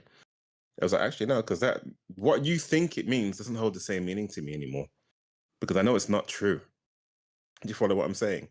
So therefore, it never used to affect me anymore, because you're just spouting words, which you have no idea if it's true or not in the context in which you're trying to deliver it to me. You just don't know. And because of that, you sound very ignorant. That's how I managed to get over that. And that's the same way that I treat the word, the nigger word. If somebody was to call me a nigger, I'm like, what are you trying to say about it? And A, does it apply to me? No, it doesn't. So you might as well be saying to me. It means nothing. It's just words. Did you see what I'm saying? I don't know what you guys' thoughts are on that, but that's how I tend to deal with it. What are you laughing? You threw me with that last bit there. Huh? You threw me with that. No, but it's true though, because it's the way, it's the meaning that I attribute towards Okay, the word. so I don't know if he wants to get into it, because I do think he brought up a good point earlier where he says it's easy to talk like that when you haven't really been traumatized by the word. And obviously he spoke to people in his family who he said who have, and that's obviously affected how he sees the word. I guess that's valid point. So I guess I want to go into more about not what counts as trauma, but what kind of trauma are we talking about? Because are we talking about an instance where someone's been cornered and like they've been held at and slurred, like people have slurs and really dug into them, or is it more like an over the time they're just getting repeatedly called this word and treated differently? What are we talking about when we say traumatized or trauma? So I feel like it's even deeper than that. Like maybe some people would see this as changing the topic, but I feel like it's rooted in racism, and like we still experience racism today. So even that when we used to go out to clubs and the bouncers would say, "Oh, not tonight, guys." Yeah. So it's like a constant reminder that because of the color of our skin, we're not allowed to do this, or we're not allowed here, and so forth. So it's not just about the word and me saying my dad or my uncle were impacted by it. This is something that's still happening today. Maybe they're not saying the N word, but the way that we're treated is almost as if everybody's gone. Oh no, I can hear and see you. Yeah, I can hear you. So it's not just about using the N word, but it's everything else that comes with it. So just the deeper roots of it, or the racism aspect of it. So even though I mentioned trauma earlier, it's more than trauma. It's just, I think it's rooted in racism. So I'm more coming from that angle. Okay. So it's more to do with the actual physical treatment you would receive. That the word's associated with. It's more than physical. Like, I mean, discrimination, lack of opportunities. There's so many things that we could talk about. So it's like a whole topic in itself. And I think just being called the N-word is just like part of it. Yeah, part of it, of the bigger issue. So I think I agree with Z for the most part. But the reason why I say about kind of changing the meaning in a global sense is because of this half measure of only black people can say it. If it was a case of no one can say it because it means this and this, then I'm like, okay, that's cool. But I just don't get this whole, like, this kind of fake power grab is how I see it. It's either you go all the way with it, or like Z says, no one uses it at all. That's my issue when it comes to like the N-word and whatnot.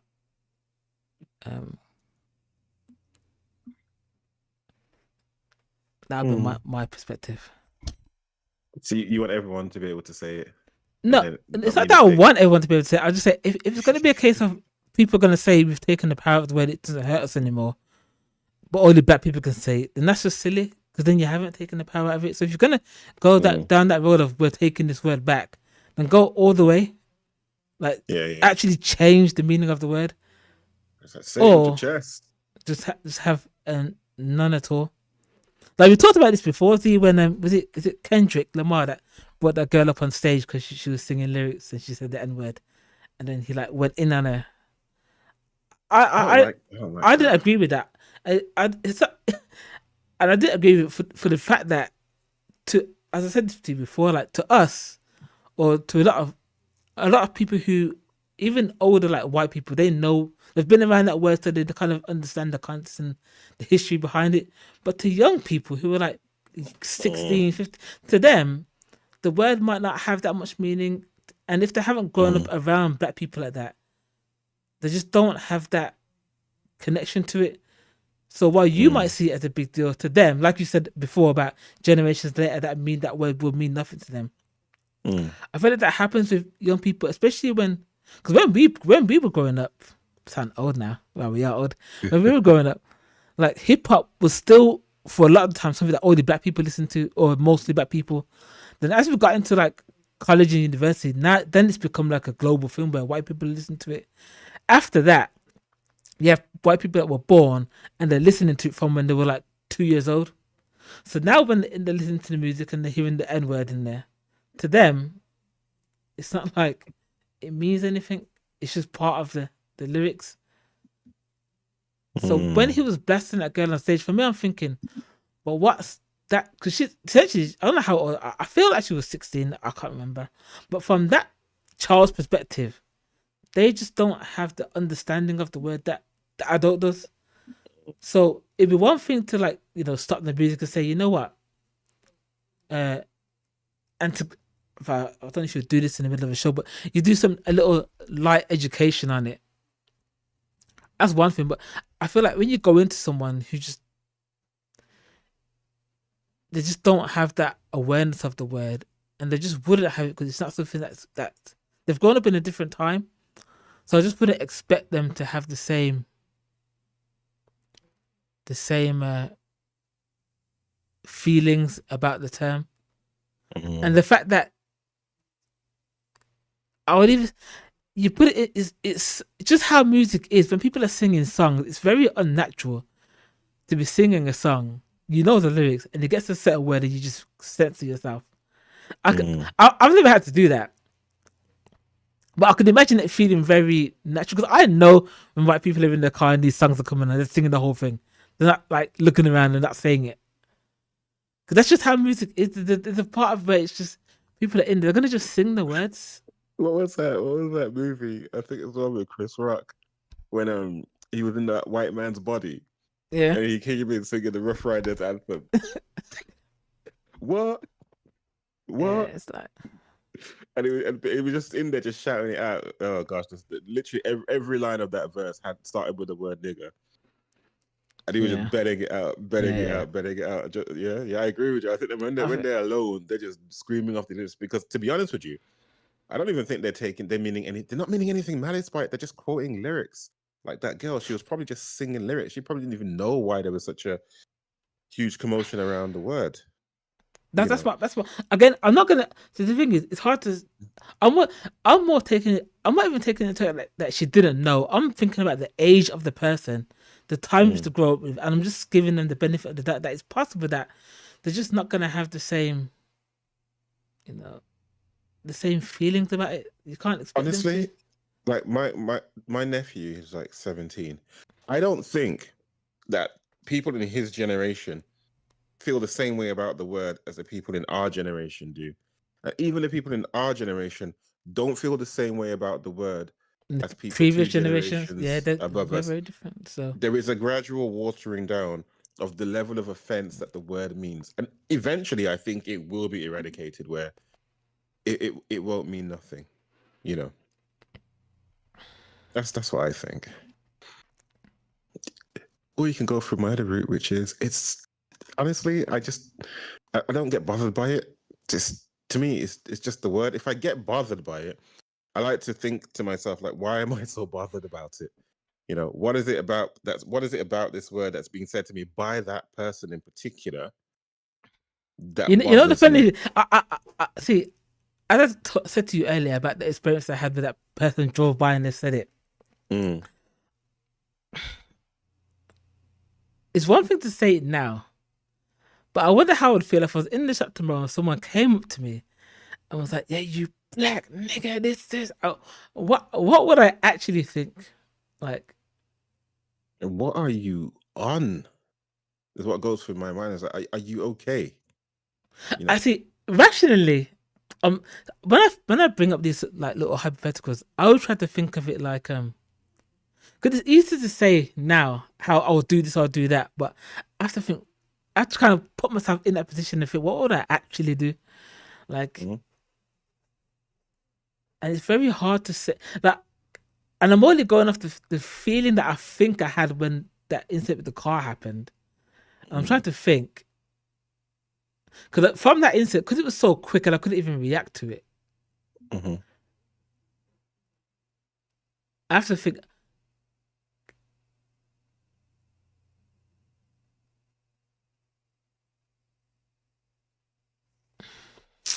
It's so hard.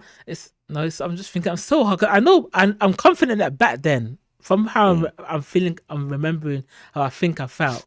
If that person was in front of me, we would have been fighting.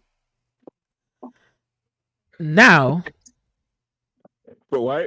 What's the difference? Like, why back then you'd be fighting, and now you wouldn't be? Like, how come? Because I used to enjoy fighting anyway. It would have been an excuse for me back then. And for them's of fighting words.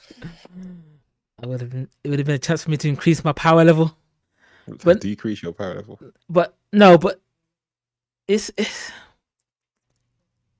but even now, I'm thinking it's because I know you're trying to offend me. I don't know if it's the actual word itself. Apart from the fact that I know you're trying to. Yeah, but then if somebody walked up to you and was like, "Oh, you filthy dog," It'd be this. Oh, you yellow flower. From the tonality of what they're saying, they're trying to offend you. They're trying to do something. Would you react? Okay, but okay. I guess there's trying to offend me, and then they're trying to offend me for being black as well. I feel like there can be two different things.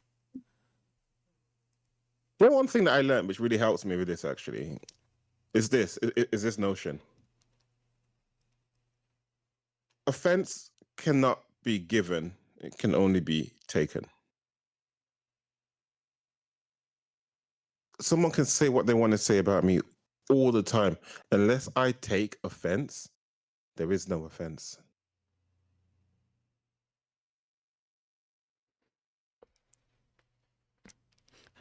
Jonathan says, changing the meaning of the word only affects the word. Another word could be found to replace it. Like Z like says. Flower. Yeah. But I agree and I disagree with that because I feel like it would take a lot to do that. I feel like it takes a lot to put words out into the zeitgeist like that. It's not something that happens very quickly. There's already other words that could be used in place of the N word. What would you put? Like if someone called you a monkey, for example. So there's other words that are obviously they're not N word, but they kind of mean, or they're specific to black people, or things that people would say to black people in order to offend them. So I think that's more what Jonathan's referring to. Do not make a new word, but maybe there's other words that people would use or call it instead of the N word. There's something you said there which I found interesting. You said words that people used to call black people in order to offend them. If the people didn't take offense, would there be any offense? But it's not just about. So I just happen to use the word offend them, but it's more than just offense though. So just like when I was saying earlier on about if we turn up to a club, a group of black people, the bouncers would say, "Not tonight, guys." So it's not just being offended; it's being discriminated. Yeah, or you don't have access to this because of the color of your skin and so forth. So it's not just about the offense; it's about the effect that it has on your life, your opportunities, what you have access to, and so forth. So it's not just about offense; it's more than offense, and this is why I say I feel like all of these terms are rooted in racism, which is that's more what I have the issue with. So it's not just the word. I don't think it's just about offense. It's what comes with it as well. Yeah, I think you're probably definitely leaning more towards the general discrimination of people based off our skin color and the effects that can have on the way in which you live your life. Like you said, the opportunities that you have made available to you just because of the basis of your skin. You know, it's like you're made to be seen as lesser than because of your skin color. And that's the part which, in a sense, hurts, I guess, that we are treated differently because of something which is inalienable to us, something that we can't change, which is the color of our skin. Yeah. Do you know what? Question though. Yeah. Have any of you lived in like a majority black country? No. Have you been on holiday into like a majority black country where you just spent time with the locals? So I've spent some time in Jamaica. I'm not sure where your question is leading to, but I think one thing that I observed is just being around people that look like me. It's a very different experience. Like I actually felt comfortable. I felt like I was at home. Sometimes it's hard to explain the feeling, but it's definitely something that I've noticed. Question then. So because growing up, we were mostly around other black people. Do you say that's different to being in a country where it's just black people? Yes. Even though when we grew up, it was only black people that was around us that we see every day. Yeah. Extremely different. Extremely. So, no, go on. Carry on. No, this is a conversation that I had with someone recently because, like, growing up in Handsworth, so the majority of people that were around us were like black and Asians.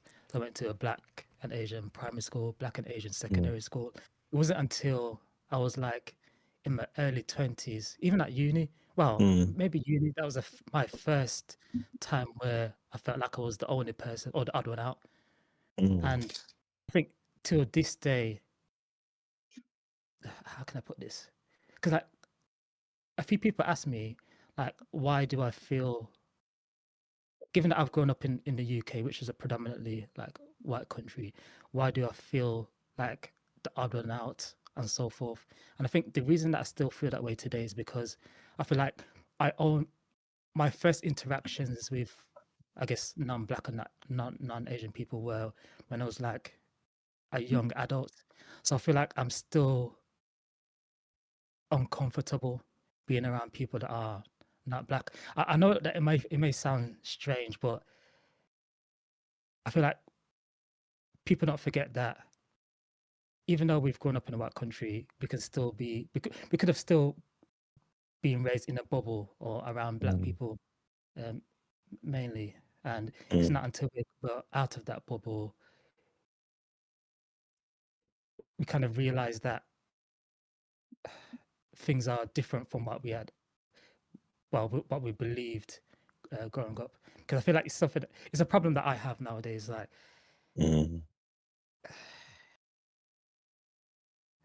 I feel like I'm still navigating not being not being in places where I'm the only black person. But yeah, but I guess the point that I'm making is that I still feel that I kind of liken when I was growing up younger to times when I've been in Jamaica for a long time, and I felt like, just like how I said, I felt comfortable in Jamaica, like being around a lot of black people. That's how I felt when I was younger. It wasn't until I kind of moved out of Hansa, started to be around more non-black and Asian people, that I started to feel more uncomfortable. I guess everybody's experience is different. I had a similar experience. I don't know if it was. I don't know if it was. I would say it was uncomfortable because when I first went to university, which was when I felt like yourself interacting with people who were like non-black or non-Asian. Very quickly found like black friends down there because there wasn't many of us down there. So, but at the same time, because it was the first time I was around like in halls, there was a lot of like white people and stuff. It was the first time for me where I got a kind of insight into what white people thought about black people. That was my experience. More than the uncomfortable stuff. And it was obviously these were just guys at uni, and it would be little comments that they would make where I walked away thinking they just think all black people are stupid. That's the impression. And even though there was good, they would say little things like like they thought all black people were in gangs and sold drugs, those sort of things, or they just like they'd be surprised. You're not in the gang. You haven't done this. You don't have a knife. Like these sort of things. Like, and Actually, they'll say it in a way that was like banter. But when people make jokes, I always think there's an element of truth in what they're saying, and it is the perspective of black people. I just felt like these people for black people are a joke. That was my my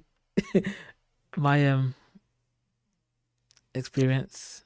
I used to find it. I can agree with you actually that I did have some of those experiences, and I think we all actually experienced that. Do you remember the random times when we used to go out, and after the club, and we're standing outside? There's always that random person that would approach you and ask you if you smoke weed. Yeah. It's like honestly, for all the people here, like, why are you asking us if we have any weed or smoke weed? It's because of the association that they put towards black people. Like, black people smoke weed. You might as well say that we eat fried chicken and watermelon all the time. It's all these stereotypes of gangs. It is a bit annoying, and they think that, oh, you have an inclination towards violence as well. You know, oh, don't mess with him. Oh, like, my black friend will beat you up. You know, that kind of stuff. In terms of the growing up stuff, mine is a bit of an inverse to both of your experiences.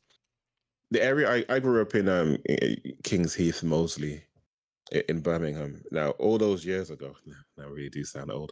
All those years ago, that area was predominantly white. I was actually the only black boy in my primary school from the age of from reception until year 6. There was one mixed race boy in that class.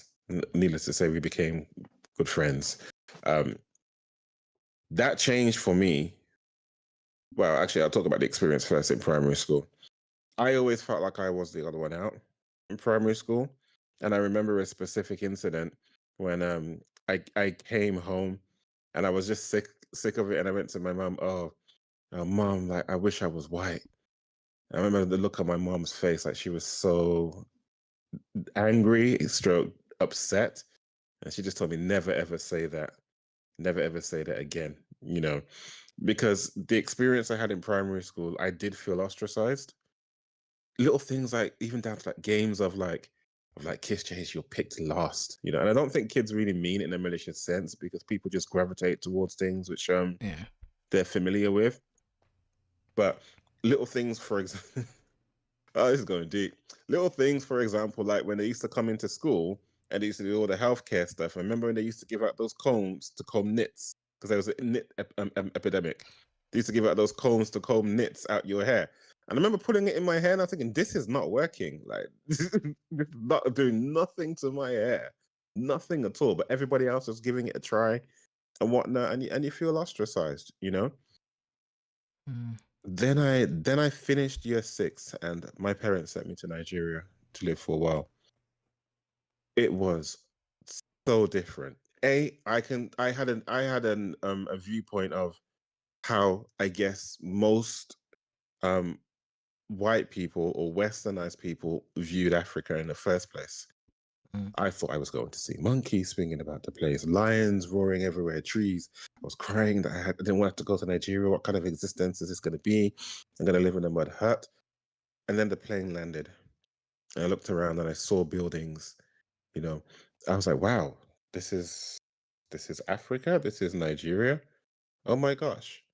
Look at the houses, beautiful houses, beautiful places, palm trees, beautiful fruits, different sceneries, different crops, different culture. And then I started school.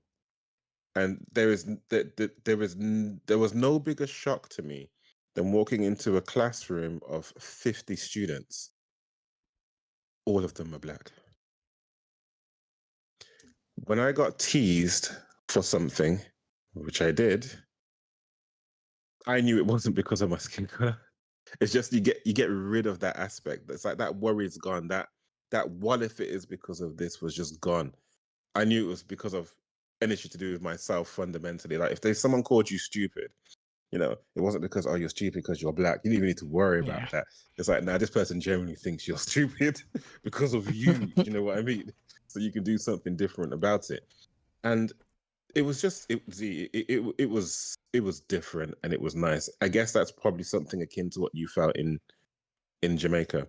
This is why I always encourage every black person, always go on holiday to somewhere where there's a majority black population, and don't do the thing where you spend time in the resorts and whatnot. Go out and spend time with the locals. See how they treat you. This thing that happened with iShow Speed, I don't know if you guys have seen it, where he basically opened up the world's eyes towards Africa.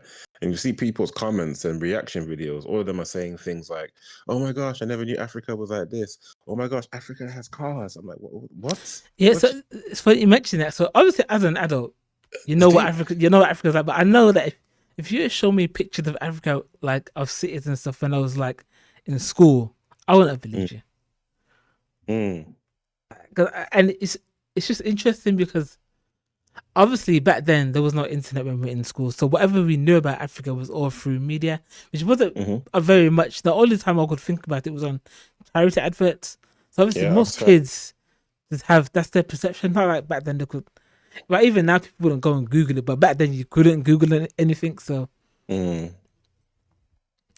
It's I guess that again forms part of the basis as to why I feel and as to why I feel the way I feel around the word nigger being used to me, because when they say it and they try and insult me and put me down with the word nigger, I have this rich culture, this rich history of Africa behind me, where I've gone home, I've touched land that my dad, my granddad, my granddad's granddad, has sat down and built something on, and where they came from and what they did, all of this rich history and achievement behind me, that I can't possibly think that all of that is subhuman.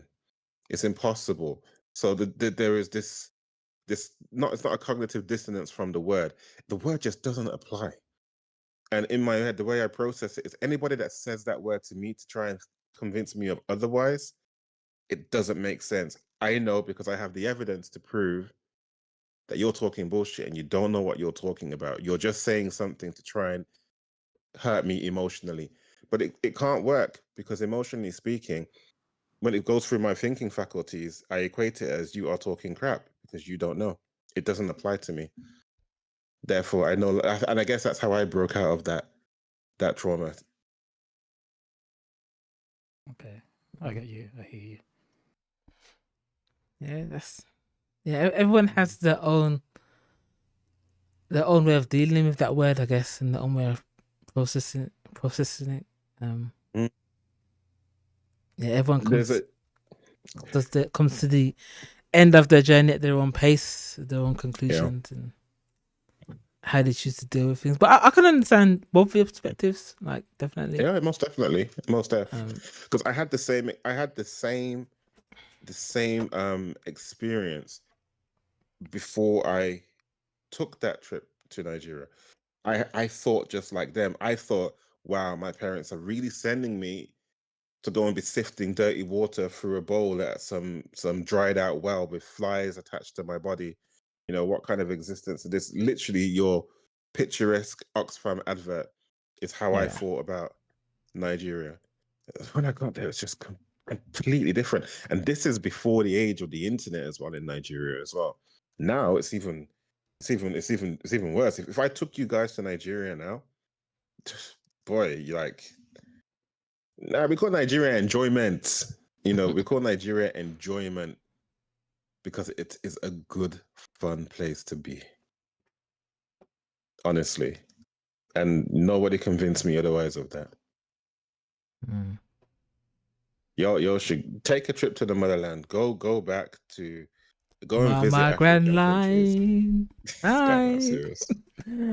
And just see where go and see a place where people that look like you in a majority, what they've achieved and what they've built, and it just dissolves a lot of that.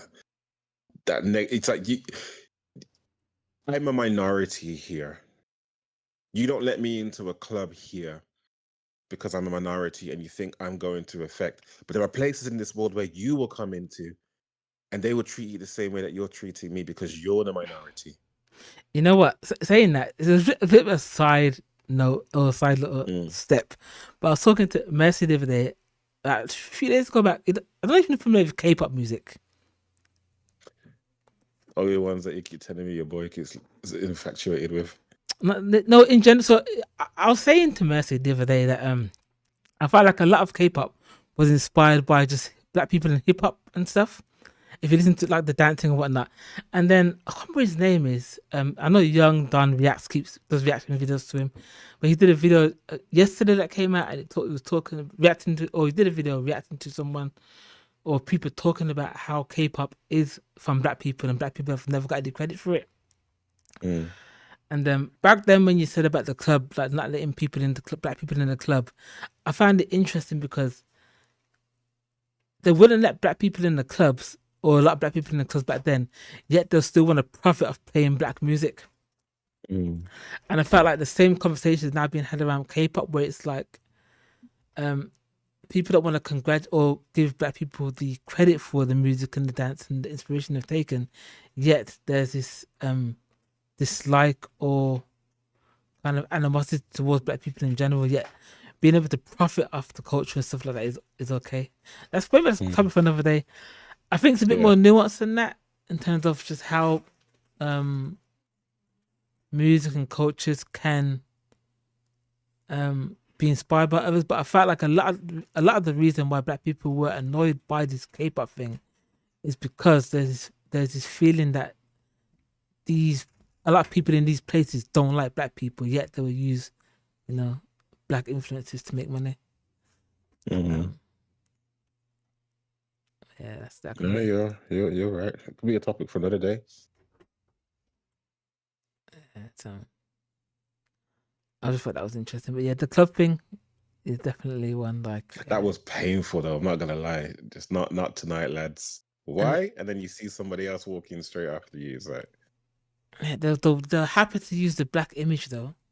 yeah, most definitely. Yeah. Wow. Yeah. I used to have to just convince myself at those points. I was like, you know what? Forget it. It just means that you're not getting my patronage. Not like I was breaking their business or anything, but just the fact that I do have some power financially to just say, this establishment is not getting my money. You know, that's a customer lost. It doesn't seem like much, but I think if more people think like that collectively, you draw enough power and pull to actually cause a change. You know, it's the whole boycotting nature, I guess. You know, you can instigate a change by it if everybody just says, you know what, screw it, I'm not going. But sometimes I think people choose to forego things to get things they want. For example, like morally, you probably should say, that's it, I'm not going back to this place. But because you want to have a good time, particularly, you find out next week they're back at the same place that refused them entry. Yeah. You know, But and you probably only got in because the quota for black people hadn't been reached yet. You know, they don't want you there. They got a quota for you. Says it all. Yeah. We should have more pride in ourselves and just say, no, I'm staying away from there. Yeah. You're smart, intelligent young men. You know, you are not beggars. You are choosers. You all have pull. You all have power. But I feel like that would come down to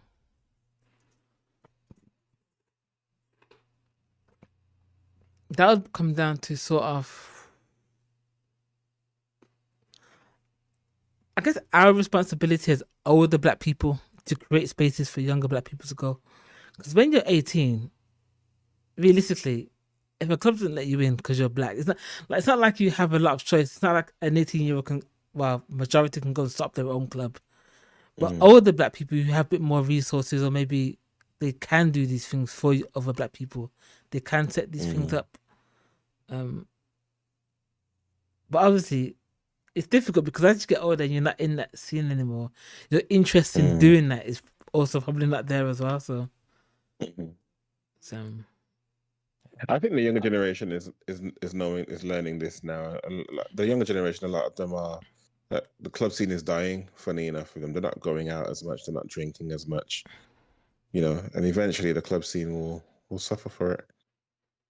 Yeah, but I think that's just something that's happening in general, though. Like, as in, not even in just the UK. It's just something that's happening. True, but the effects will be seen faster in the minority community than it would in a more populous community. You get, for example, you know when you're looking for a club that plays R&B and hip hop, if clubs are shutting down, you're quickly going to realize that there's not as many that you can go to compared to if you're looking for like a place that plays cheese music or something.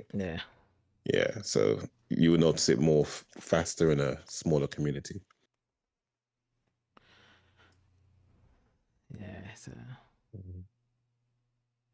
And sorry, Z, I think I cut you off, like you were about to say something. Yeah, I was just following on from Justin's point about us as the older generation creating like spaces for the younger generation, like clubs, nights, and so forth. I think even that's difficult, like from a financial point of view. So like black people generally have less access to funding, loans, and so forth. So even that's a problem in itself. And I remember coming across a TikTok recently of someone doing something similar. So it's a black lady, and she puts on nights, like black events. And one of the issues that she's having is like the neighbors around the club where she puts on the events, they complain about the music that they're playing and how it's associated with gangs, drugs, and so forth. So that's like just discrimination around quote unquote black culture. So I think it's even challenging to stuff like give as black people now that are older, Mhm. even make these opportunities for, I guess, Boy, black generation. So it's like the cycle see, continues. you don't open up a can of worms now. Oh my, get me started on this. You are absolutely right. As the older generation, we should be inspiring our young generation and providing places for them to do things so they don't have to miss out.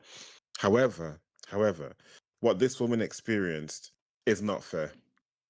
But when it comes down to the idea that some of this music is associated with gangs, this is a huge issue I've had in the nature of music in particular that a lot of black people attach themselves to nowadays.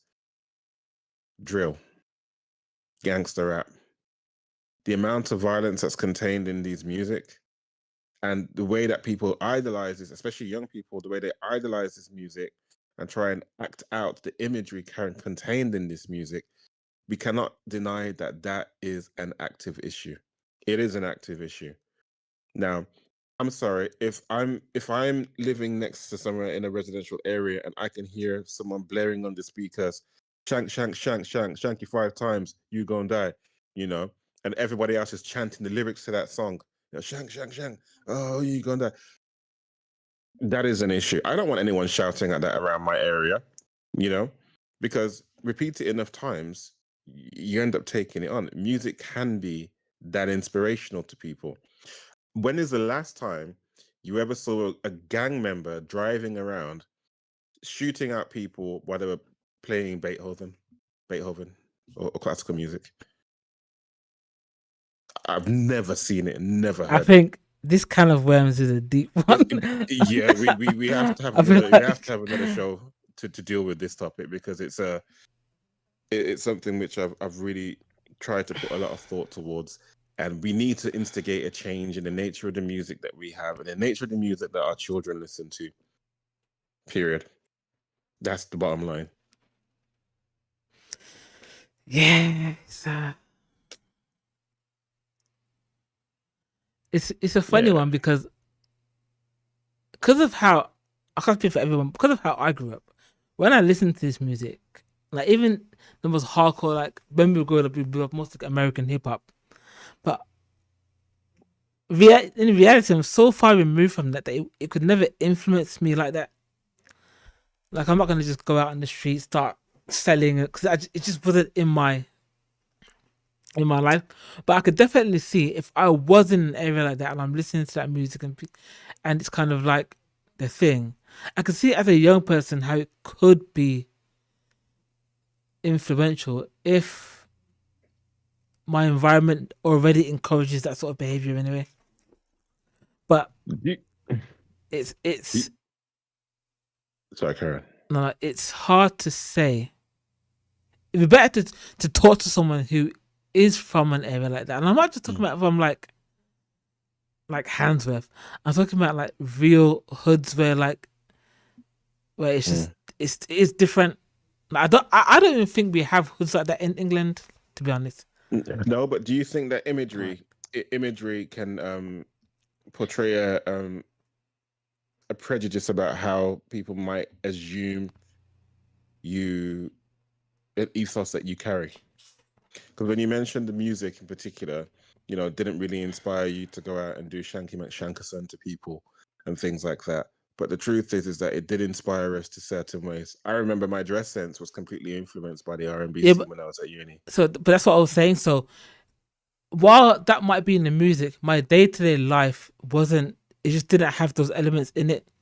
So granted, but I'll just finish this. I'm sorry to interject again. I get what you're saying, that your day-to-day life, but I'm sorry, people are not following you about in your day-to-day life to analyze all of your behaviors and your actions. People see a certain imagery and they make a snap judgment decision of your behavior based off your imagery. For example, if I saw somebody walking outside in a miniskirt and a thong showing up from underneath their thing, you might have a slightly different idea of what they might do. You know, we all judge books by their cover. I think we're talking about two different things here. I think we're really not. So you're talking about the perception of the world towards black people. I'm talking about the influence that the music would have on me as a person. Okay, I'm talking about linking back to Z's point, how the lady called and said, listen to the music they're listening to. It's music that's associated with gangs. Now, she didn't go riding shotgun with gangs to sit in their car and listen to the music that they were listening to while they were doing their gang activities. Yeah. She's built an association between a group of people and how they visually look and the kind of music they may listen to, or how the people in the music that they listen to dress. Now, us as people, when I was at uni, most black boys in my generation as well, our dress sense was influenced by the music we listened to. So we could go out to an area and your trousers would be sagging, your trousers would be baggy, your shirt would be baggy, etc. Now, you then end up looking like the same kind of people that are in the music videos who are then doing a certain kind of thing. The association gets built up. So I'm thinking that this is a huge topic. This is why I said we're going to need another podcast to talk about this. I think because it's a big one. It's a huge rip up from the bottom up that we've got to address several different points. Man, I sound like an old I think back in my day. Because I have seen videos of people touching on this topic before, and they've often talked about how the music isn't necessarily glorifying the violence, but it's a part of black people's environment and the life that they've lived up until a certain point. So that's what they rap about. I would argue that when you're rapping about certain things or making songs about certain things, but you have to we'll have to talk about what does it mean when you say glorifying. We'd have to, like, how do you glorify something? Because are we saying raising it up? Are we saying glorifying by saying you're making a song talking about drugs and you're saying that drugs is good? Is that glorifying it? If you're actually, or is rapping about selling drugs over a fire beat and you're dancing on it, you're making it like a kind of a positive experience to listen to the music and you get people going? Is that glorifying it without actually saying it's good? But you're wrapping it up in a package that makes people, kind of take in. I think that's what the it message is. one way.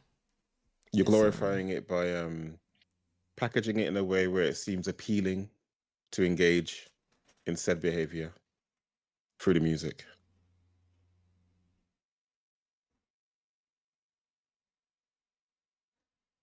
Yeah, there's some examples I could come up with right now, but I'm not going to say it because it's YouTube. But I'm thinking, if these lyrics were in the song, there's no way, and there's a fire beat and the hook was good. I know where you're going with this. I'm just thinking, with people. No. No, but I'm thinking, if that was if songs that were just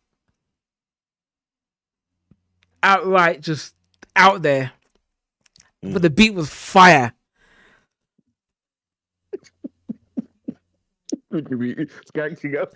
Yeah, so but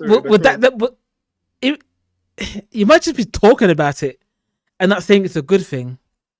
But if people are in the club making TikTok dances and all this kind of like that in and of itself is sort of, I would say, probably is glorifying whatever the subject matter is that you're singing about, in a sense. Yeah.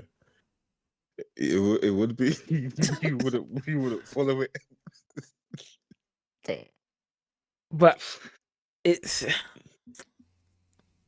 I feel like when people are making songs about saying, I feel like making songs about selling drugs and murder is acceptable because it's something that's always been done. Sort of like how alcohol's always been sold, or cigarettes kind of been sold for so long, it's become a part of the way we're living in. But once you start bringing in something else that's along the same lines but it's new, I feel like FIFA would be against it. But then why we're not against, like, when we're talking about all these other things? I don't know. I actually have a thought about that. It's something that I came across a while. I think the reason, because it mainly impacts the black community. I remember reading something about the reason why in hip hop people use the N-word, or they talk about selling drugs, killing each other, black people killing each other, and so forth is because it only affects the black community. But if it were a case where it impacted other communities, then maybe it wouldn't be as accepted as it is. So I think a lot of this acceptance around it being okay for us to have music that glorifies killing each other, selling drugs, is because it mainly impacts the black community. That's something that I remember reading about. Like social engineering in a sense. Yeah, and it kind of, I can understand that the reasoning and the logic behind it, and it kind of makes sense because I feel like if it impacted another community, then maybe it wouldn't be that. The music wouldn't be as widespread or accepted. Yeah. As it is. But then whose fault is it that it's accepted? Yeah.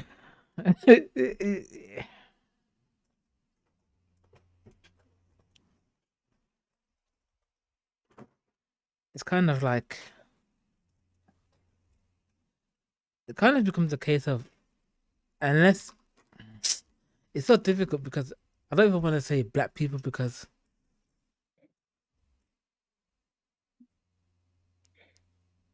black people are all individuals, so yeah, you can't say, oh, if black people did this because just because someone's black, it doesn't mean you have something in common with the next black person and or the next black group or whatever.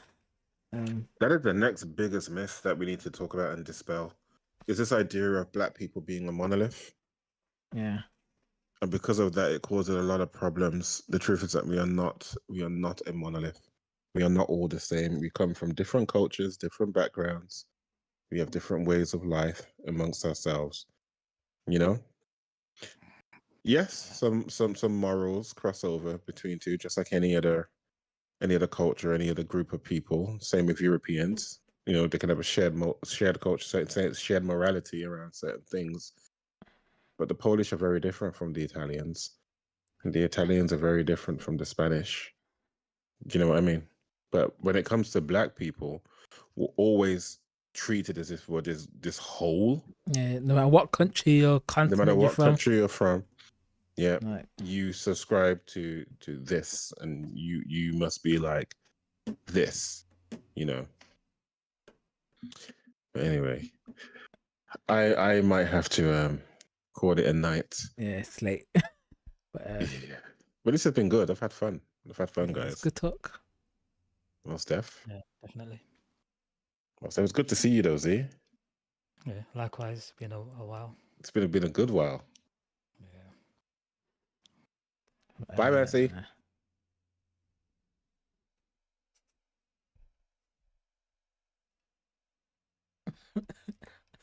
Wrapped up in a game. Mobile Legends. Heartopia. Oh wow, she's moved on. I should start streaming Mobile Legends actually. My mythic status. You know, if you do start streaming it, I might just come back on. Oh, for your Minato skin. Yeah, boy. Yes. Yeah, boy. Gishin all the way. I think going forward, I think once we get this sound thing sorted, and I need to sort out these templates for these videos as well. I might change this one a little bit. Most said the faces are too big, but I think that's because it's on the TV screen, so it looks massive.